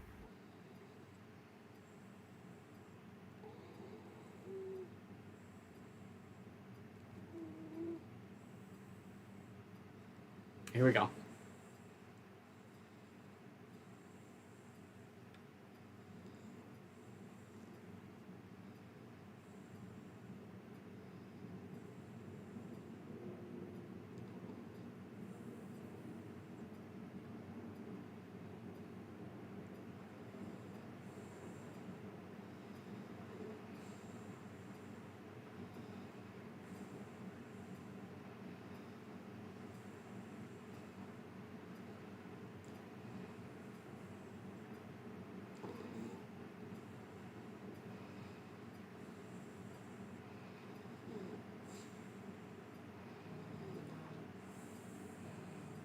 One-armed, he picked him up.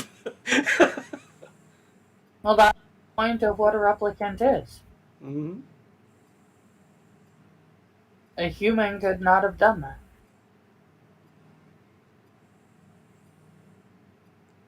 Here's the scene.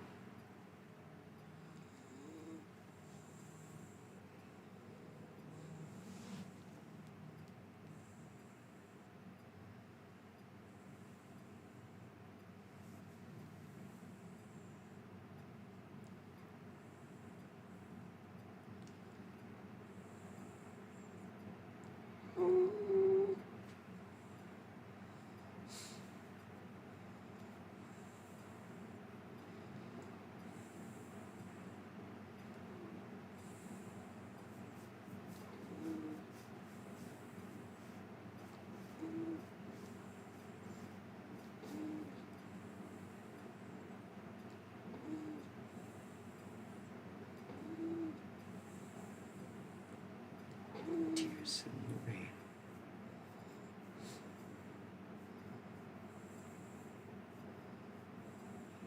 Harrison Ford just looking at him going,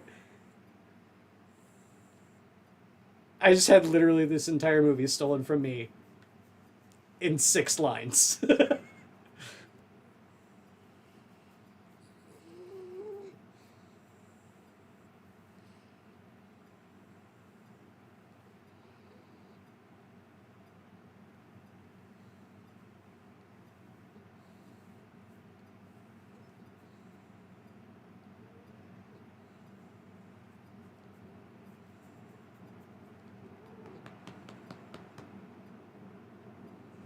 So yes, Roy was not a good person.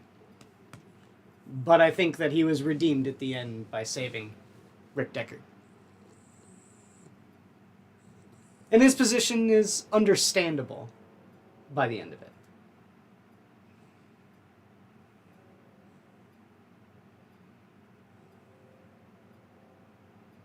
If he couldn't go out fighting, he went out being a hero.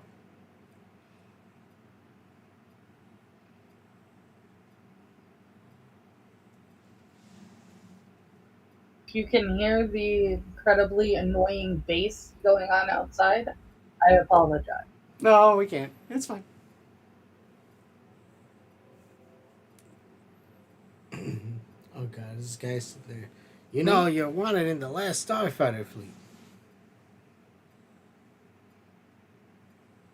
Whoa.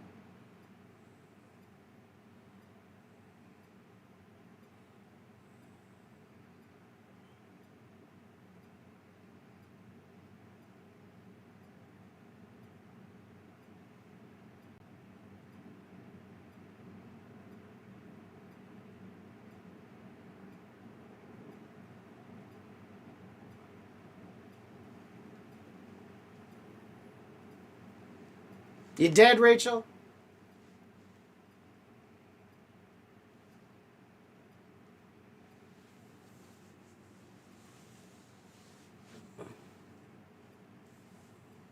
You got the replicants, dude. What are you afraid of? If somebody is randomly in my apartment, or I feel like somebody's randomly in my apartment,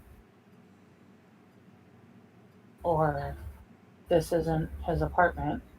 No, it's his apartment. It's just that the only person it could be is Rachel. And that's true. Any one of 100 people could have broken into his apartment. That's true. That's true. I'm just saying. From the perspective of a narrative storytelling device.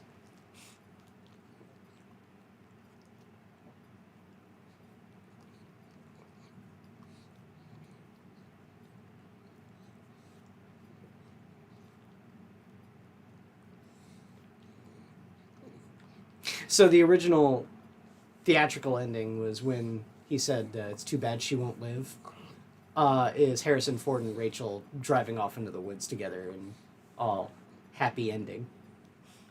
Mm-hmm. So this is actually new to me. I've never seen this. Yeah, I haven't either.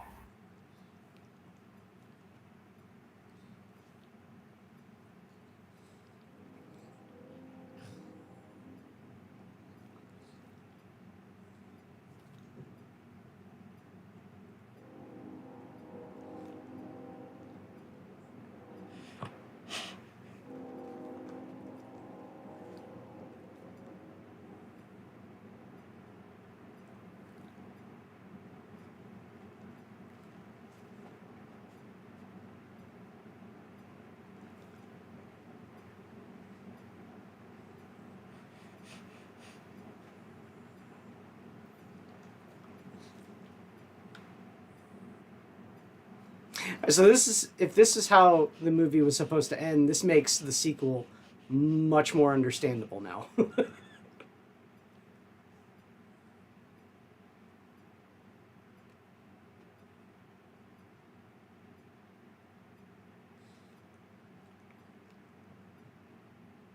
Oh! No, no, no. Shit!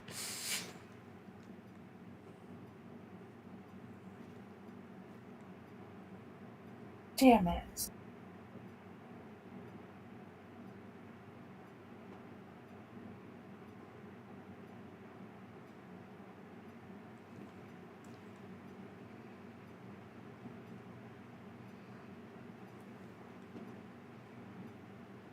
So yeah, that if that was how the movie was supposed to end, it makes the sequel that much more. I understand the sequel a lot better now. Dude, this movie was crazy, dude. Hmm? This movie's crazy. I fucking love it, man. It's one of my favorite movies of all time. And if this was made with practical effects in 1982, I don't care. Like, there's no, like, excuse for filmmakers nowadays. So, well, that's just too hard to do. No, fuck you, dude. They did this.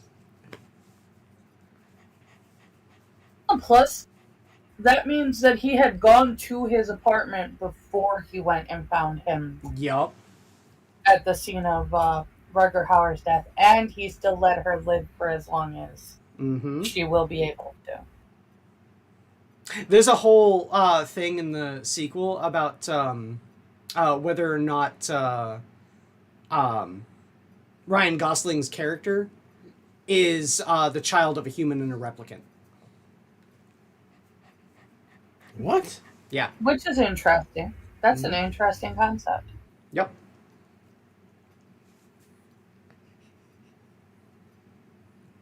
Jake. Fucking love the music for this movie. It is very good.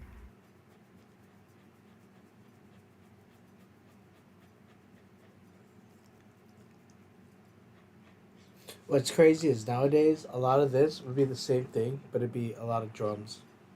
Yeah, I'll say there's a couple of people that I listen to for the genre of music is called retro wave. It's where they use like retro synthesizers and stuff like that, but they go heavy on like the drums, like an industrial heavy metal. It's fucking awesome though. I love it.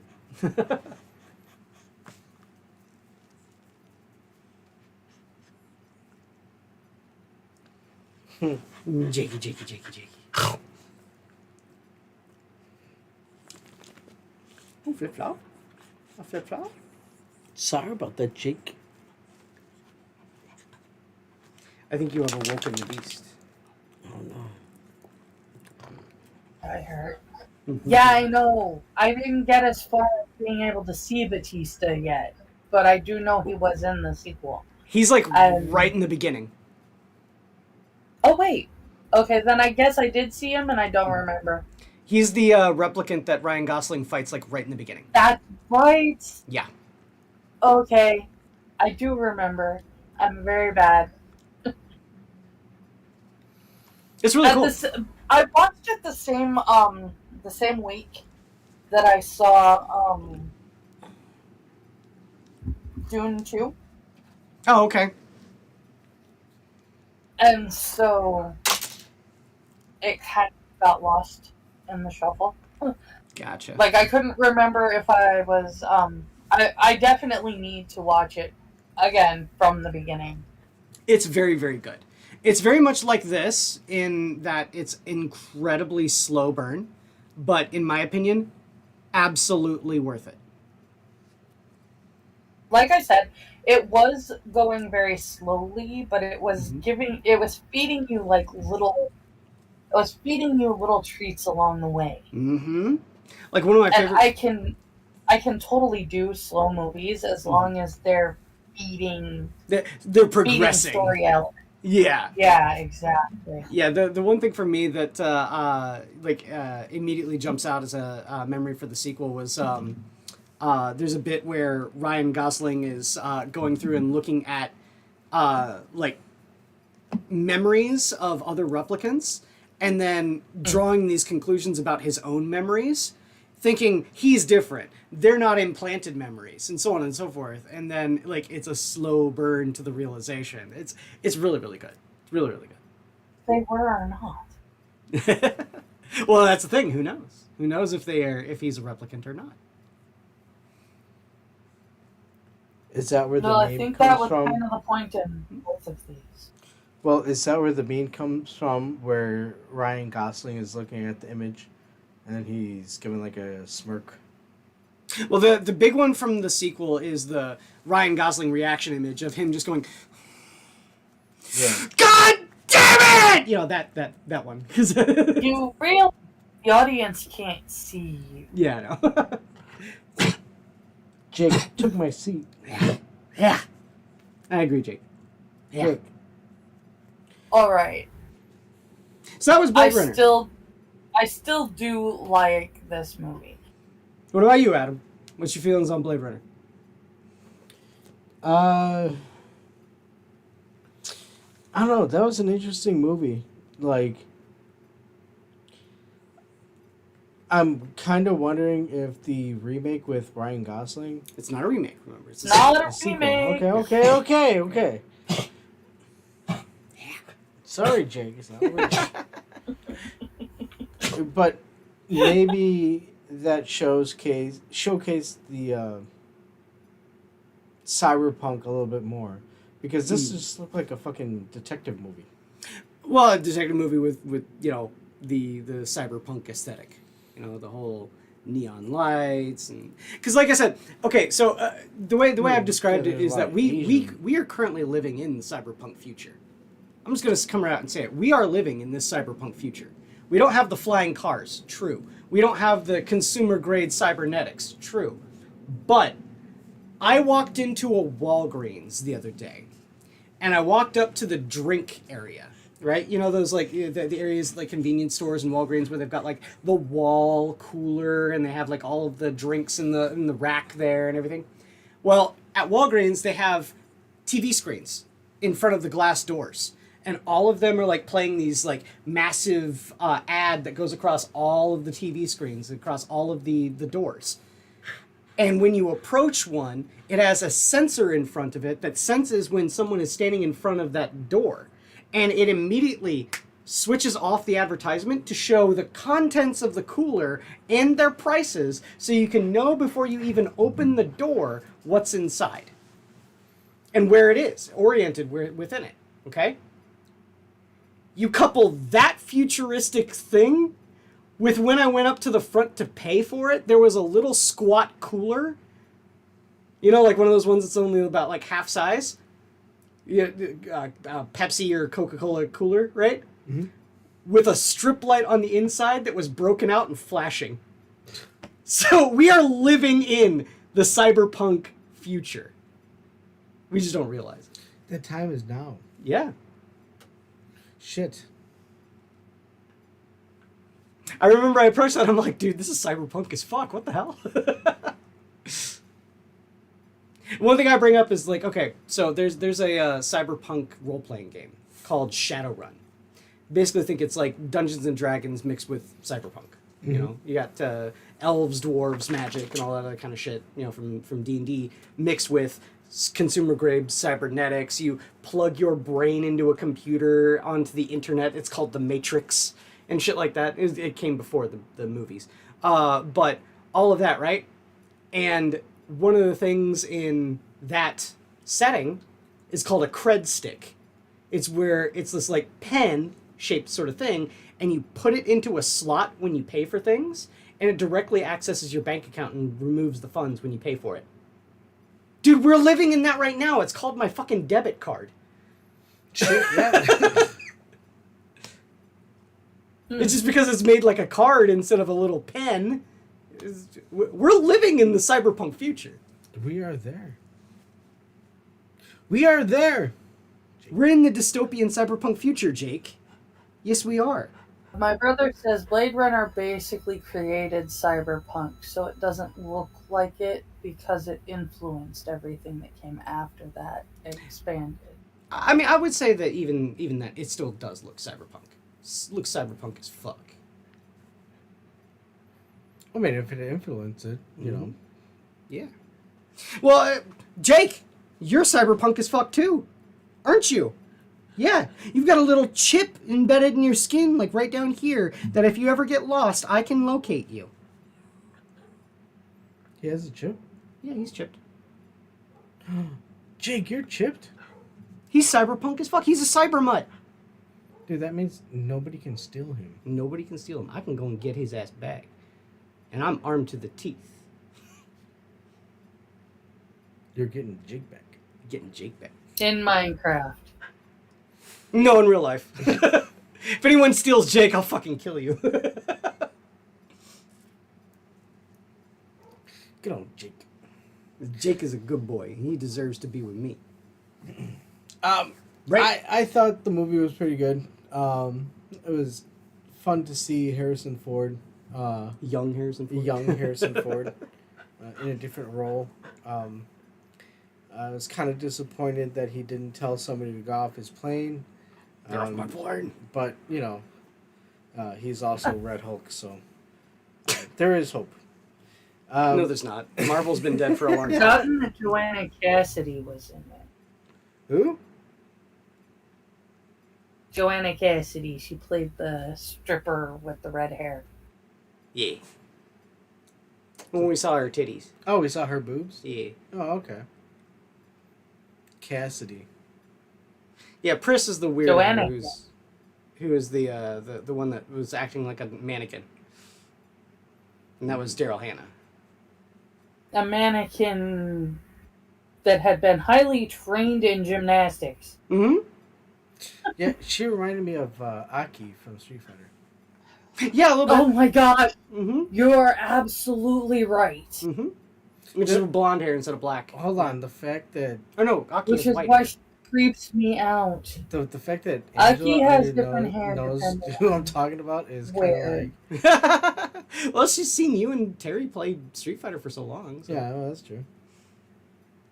But yeah, no, yeah, she reminded me of that lady. I'm not wrong. No, you're not Oh wrong. my No, god. you're not. You're not wrong at all. As soon as you said that, I was like, oh my god, you are so right. That was weird. Well, I mean, like, again, I say that a lot of this movie really does come down to like the actions involved, the dialogue, Better not so big. the dialogue Hi, and everything that happens in it. All the explanations. That's cool. It gives you the nuances, but the main thrust of the movie really is the visual storytelling and the acting. And I think that even Daryl Hannah was able to pull off that pretty good. I said it several times during the screening here that Ridley Scott is a master of visual storytelling, and I stand by that. I stand by that notion. Yeah, it was pretty good. My He's first time with seeing Daryl it, Hannah. Splash was a god-awful movie. I loved Splash. It was hilarious. I thought it was bad. isn't that where she's like a mermaid? Mermaid, yeah. John Candy was great in Splash. John Candy was in Splash? John Candy's in Splash. Okay. Best John Candy movie, in my opinion, though, Great Outdoors. Oh. Best yes. John Candy movie is Stripes. It's an okay one. But I like Great Outdoors. Yeah, Great Outdoors. Great Outdoors was good, but it's not Stripes. Because it has bing, bing, bang, popcorn. Dude! Okay, no, wait. I just keep on thinking of other movies. But it was like, we need to watch that one at some point. I'll probably have to do it in August. Great Outdoors? Gross Point Blank. I haven't seen it. What is that? You guys haven't seen Gross Point Blank? Oh my god. Okay. So, is this going to be I know it's got quiz John month? Cusack in it. Quiz month? Yeah, it's going to have to be a one for my quiz month. Okay, so imagine this, right? John Cusack. Okay? And a professional assassin. He's going around killing people, right? Gets invited to his 10-year high school reunion. And he goes to it. Oh my god. It's what's called a black comedy. It's a dark comedy. And if you guys know me, that's right up my alley. Is a black comedy. My favorite bit is like he doesn't like shirk away from it. It's like people's like, oh my god, I haven't seen you in 10 years. What do you do? He goes, I'm a professional killer. And like he goes back to like talk to his high school sweetheart, and he meets his high school sweetheart's dad. And he goes like, what do you do for a living? He goes, professional killer. He goes, oh, good for you. It's a growth industry. I hear a lot of good things about it. What? It's one of Polly and Mai's favorite movie. He and I talk about that movie all the time. What But, year did they come out? Huh? What year? Early 2000s. The main antagonist of the story is Dan Aykroyd. That's why when I Oh my said god. bing bing I bing didn't bang know that. popcorn, there's like Dan Aykroyd like antagonizes John Cusack throughout the whole movie, and one of the things that he brings up is that there was a contract that John Cusack botched for killing a dog.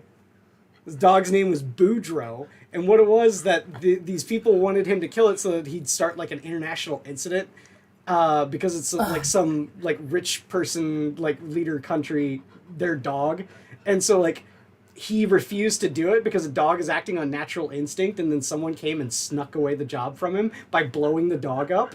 So he keeps on taunting him, going like, "Bing, bing, bing, bang, popcorn!" And just keeps... Who? It's fucked up. No, who blows up a dog? Dan Aykroyd in that movie. Uncle Buck was really good. Bro. Oh yeah, Uncle Buck is a good one too. What? So you said, Gross Point Blank. Is it Stranger Than Fiction? Stranger Than Fiction is my favorite movie of all time. Yeah. Yeah, that was gonna be one of them. And I do know that I said Perfect Blue. I had to put one anime movie in there too. So, Perfect Blue. All right, so at least 3 I've got now. It's Gross Point Blank, Stranger Than Fiction, and Perfect Blue. I'll figure out the other 2 later. We need to figure out when we're gonna watch Noises Off. Cause yeah, I was gonna say Adam's got my DVD right down there. I love that movie. it is so good. We should have a movie a month where it's just comedies. Comedy month. Mm-hmm. Either during that, and I'd say not like slapstick comedies, like movies like that where you. Well, there are some aspects of slapstick to it, but there's a lot of like. Dang it, Angela! Dang it! What? Why did you have to be born in April? Because we would have the perfect time for it. Yeah. April Fools. That would have been the perfect place to put comedies. But it's okay.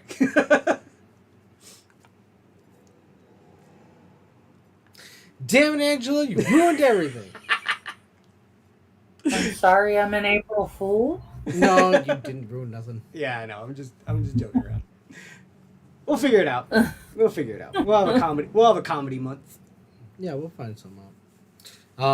But we have one more movie coming up in terms of Sci Fi Month. Sci Fi Month!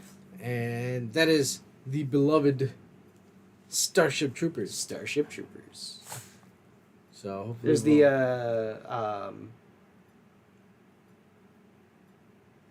co-ed shower scene in that. You know? Oh yeah. There's some titties. There's some buddies. Well, what's funny titties, is recently and butts. What was going on with the actress on Dizzy? They were like, see, Dizzy was always the perfect choice. I think it was either because something that happened with the actress or the other part where fucking Denise Richards is doing OnlyFans with her daughter. What? Yes. That's who played Carmen, right? Yeah. Oh, okay. So Dizzy was always the right choice. Oh. Always go for the redheads. Strong female redheads. Always go for that. Well, I mean, I'm not gonna lie here. If being in Rico's position, I can see why he didn't go for Dizzy. Yes. Dizzy came on strong too, way too strong at the beginning. She wanted to be wanted by Rico, and I'm all like, that's kind of a turnoff for a dude. When a woman comes on too strong. And I'm not gonna lie, Carmen had very nice sets of. It was her eyes. Yeah. That got me. It was her eyes. Beautiful big eyes. Yeah. And. No, I'm being literal. I'm not talking about her boobs. Okay, hey, now you realize that. Unfortunately, her eyes are the color blue that really, really freaked me the fuck out. Her eyes are color blue. Blue eyes that are really, really pretty, and then there's blue eyes that are like terrifying because to me they look like almost soulless. Oh yeah, imagine waking up next to that. I'd be okay. And she has soulless blue eyes. Okay. I have no desire to be with anything that doesn't have a soul. Thank you. Well, I mean, it's probably part of the, you gotta have a soul. But What that she's has saying been... is that she doesn't like gingers. Whoa. Oh, gingers have souls. Gingers have many souls. They've taken all of them. Well, I know one ginger that's taken mine, so let's just put it at that. Well, gonna call it off. This is a Saturday matinee at the arcade. And If you've never seen Blade Runner, I highly recommend it. Watch it not once, not twice, but multiple times. It is well worth it. It's a great movie. Yeah, it was pretty fun. Very good. And it was interesting to see a young Harrison Ford. Yes. Not in And it Star has Wars. a sequel, so we don't have to do the thing of who would you cast. If we Exactly. remade it. And the reason why I keep saying Ryan Gosling so much whenever we talk about sequels is the fact that he was that good in the Blade Runner sequel. I think for a sequel, we should cast Idris Elba. Idris Elba Yeah. as Rick Deckard. Yep. We don't need to because Harrison Ford's still alive and he was in that movie. Oh, Yeah, yeah, no, you know what? Harrison Harrison Ford, Ford I is seen him, old. and he was really big and buff and red. I think he's No, able to run the show. No. No. And You are as, awful. as long as he says, "Get off my plane," Get off my plane. we don't Harrison register Ford with smash. terrorists or whatever they say. We don't negotiate with terrorists. I just love the fact that Harrison Ford has always been putting in recently whenever he's like been in any sequel for a movie franchise that he's been part of, he writes in that he's got a contractually obligated death. Yeah. You're Well, not even with- commandeering my month to make it Stoner Month, brother. Okay. 420, bro. Yeah. He comes Oh up with- wait, is hold on, Angela He is comes up with Idle Hands, Friday, Dazed and Confused, and Half Baked. Oh No. All four of those movies are great. no, you They left out are. They're Angela fun, but they're not my favorite. because 420, bro. she has 419, not 420. Oh, lame. It's Well, Saturday. if it's 419, is that so next year? Or no, it keeps on going back one. Joe, we're just getting early, dude. We're having a little fun before 420, dude. I think it's gonna be another like 4 or 5 years until 420 is on a Saturday. Yeah, that's okay. It'll be my birthday month, so... Okay, so I'm going off this this revamped setup. So next Saturday we're gonna do the last of the Sci Fi Month. It's gonna be Starship Troopers, and then we're gonna start with Angela's month.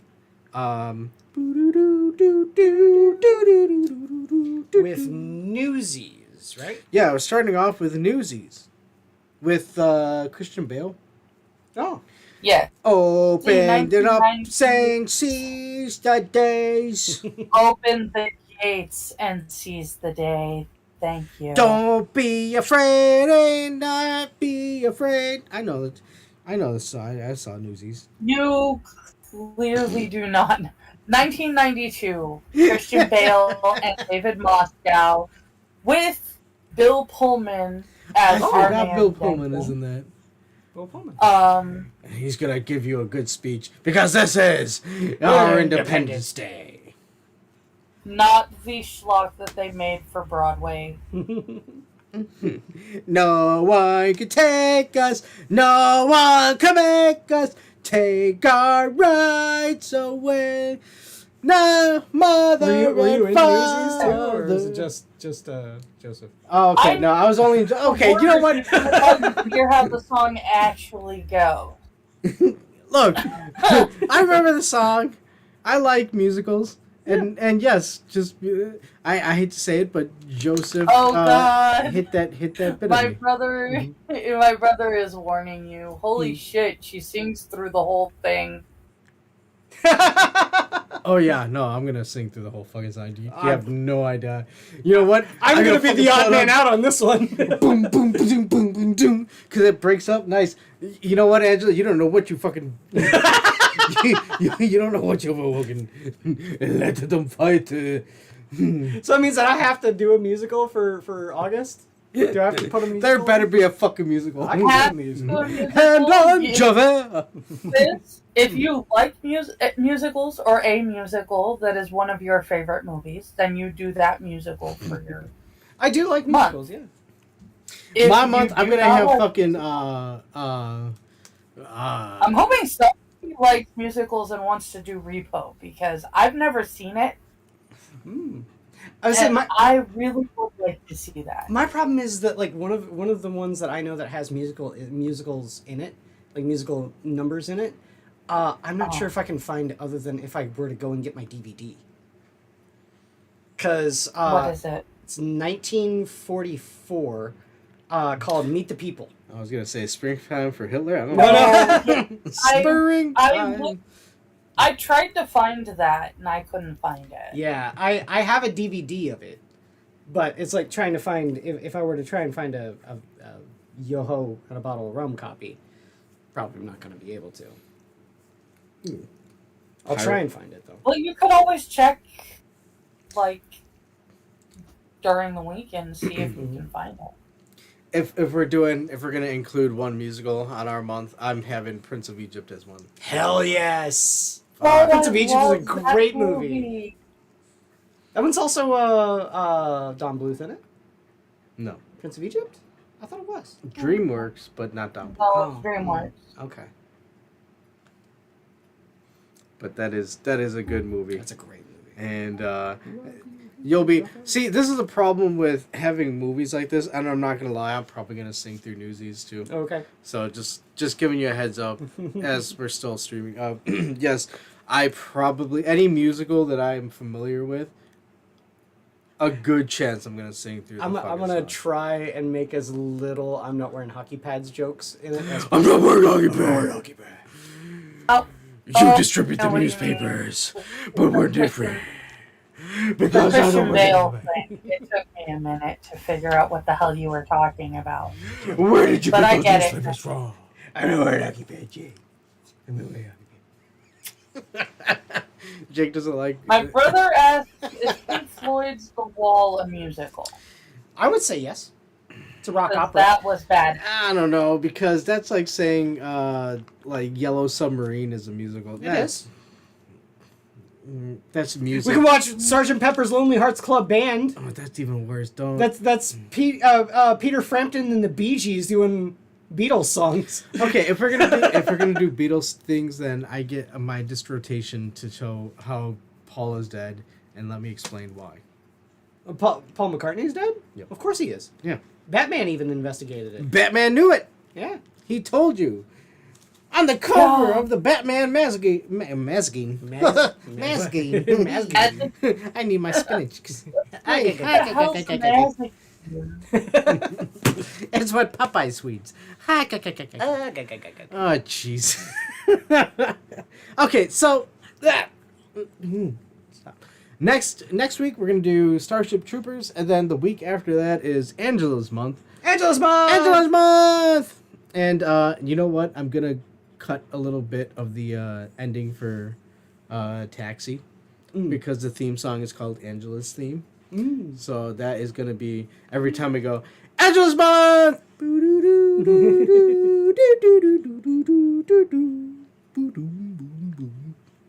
Yo, Angela! Make sure it's not going to get you in trouble. You know, at this point I don't care. I'm getting in trouble. It'll be fun. We're gonna do. Don't worry. For my brother and those who are afraid of having to listen to me sing, don't worry. There's only one musical on the list. I was gonna say right. I'm gonna have it sandwiched because you know it would be you and Adam. Yeah, Because I don't know the Newsies. he's gonna get in stereo. So we're gonna start with Newsies, and then Mystic Pizza. Yep. The fuck is Mystic Pizza? You're going to want to put on your seatbelt for that one because it is a romance. Okay. And then after that is Toy Soldiers. Now that's not. I was thinking you were It mistaken. is not that... small soldiers. Okay. It is toy soldiers. I was hoping it was the one supposed to... No, that's the one with the John Aston. Yeah. Oh, Mr. Will Wheaton. Mr. Frodo. Keith Coogan.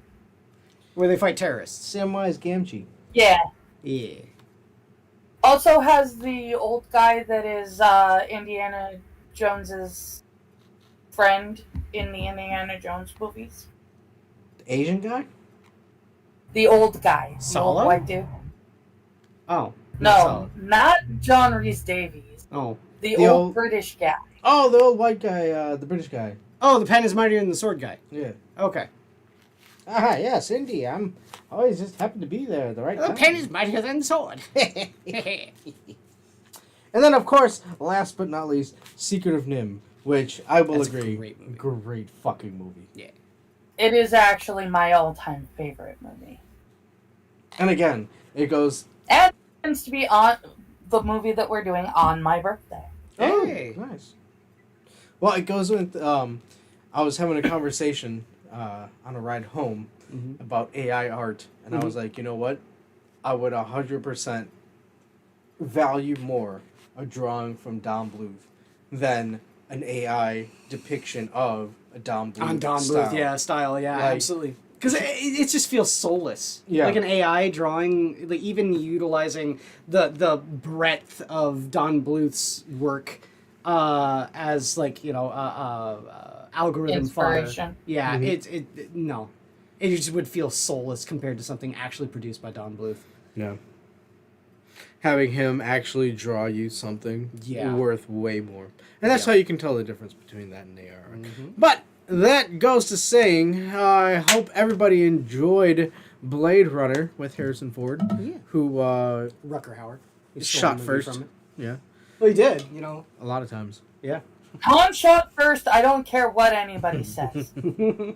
Ka, duplica, Man, boom, watching boom, that whole thing with making Han not shoot first is so weird because like the laser blast, his head like cocks at a weird angle way quicker than like anyone is physically able to, and it looks like his neck is broken. Yeah, like yeah. it looks like they just kind of that's shifted his so whole weird. head. It looks But so my brother- stupid. Look, that's industrial My light brother magics at its finest. Ah. Okay. My brother just came up with, "Ha! I'll be able to remember your birthday this year. I'm horrible with dates." Oh, there You know go. what? I fully agree with your brother. You know what? I'm really awful at remembering dates too. I remember Adam's birthday is in August or October. That's about it. I don't remember the specific day. Yeah. Well, as long as we can lend a helping hand, Angela's brother, that's what we're here for. Yes. Providing goofy commentaries and birthday dates. Yes. Because I'm Let's really, put really it this way. I've known my roommate for over 30 years, and it's been within the last 10 that I've remembered her birthday. I'll tell you this. Bug. In chat, he is the only person that I remember his birthday on. And you know why? It's the same as yours? It's literally a week away from mine. It is a week after mine. It's the 15th. That's actually why my brother remembers my middle daughter's birthday. Well, as long as they remember, I guess. Right? Yeah. No worries. That's really the only reason why I remember Bugs, is because it's literally a week after mine. My brother says back and to the left. Back and to the left. Because you were talking about Han shot first. Yes. And it was kind of back. Well, It was, yeah, no. What, his left? Yeah. Yeah. I I need It's to go a pee, reference guys. I need to go and check this and toaster. all right, hold on. My eyeballs are floating. Quiz. Last words. Well, I've already said them. If you Yes. haven't seen Blade Runner, go see Blade Runner. It's a fantastic movie. It's a sci-fi staple for a reason. It's well deserving of all the praise that it gets. Absolutely go see it. All right, Angela. If you don't even watch us, watch with our commentary, go see it. I don't care. It's Go a check slow that burn, but it is a beautiful film. Slow burn indeed. I thought it was really good. I thought it visually was captivating. I really liked the action scenes, and I'm glad I got a chance to watch it. But with that, I think that pretty much covers everything. Angela, thanks everybody for watching the show. Thank you, and I mean, I would thank Quiz, but he's, um, In the restroom. yeah. Angela, thank you for hanging out. Thank you to everybody in the chat, and we're gonna go ahead and close out the arcade theater. Love y'all and God bless. Night, everybody. If you don't go see this movie, go see another movie. Go see the movies. Go to the movies. Go to the movies. Keep the movies alive.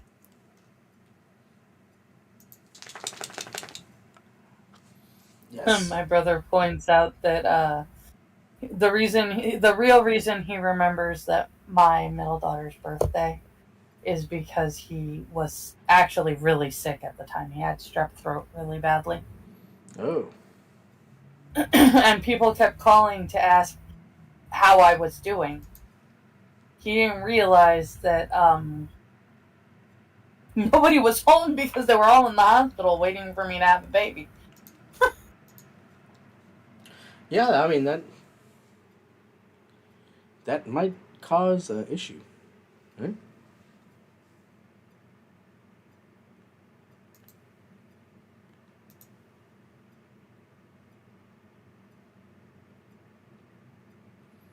Excellent.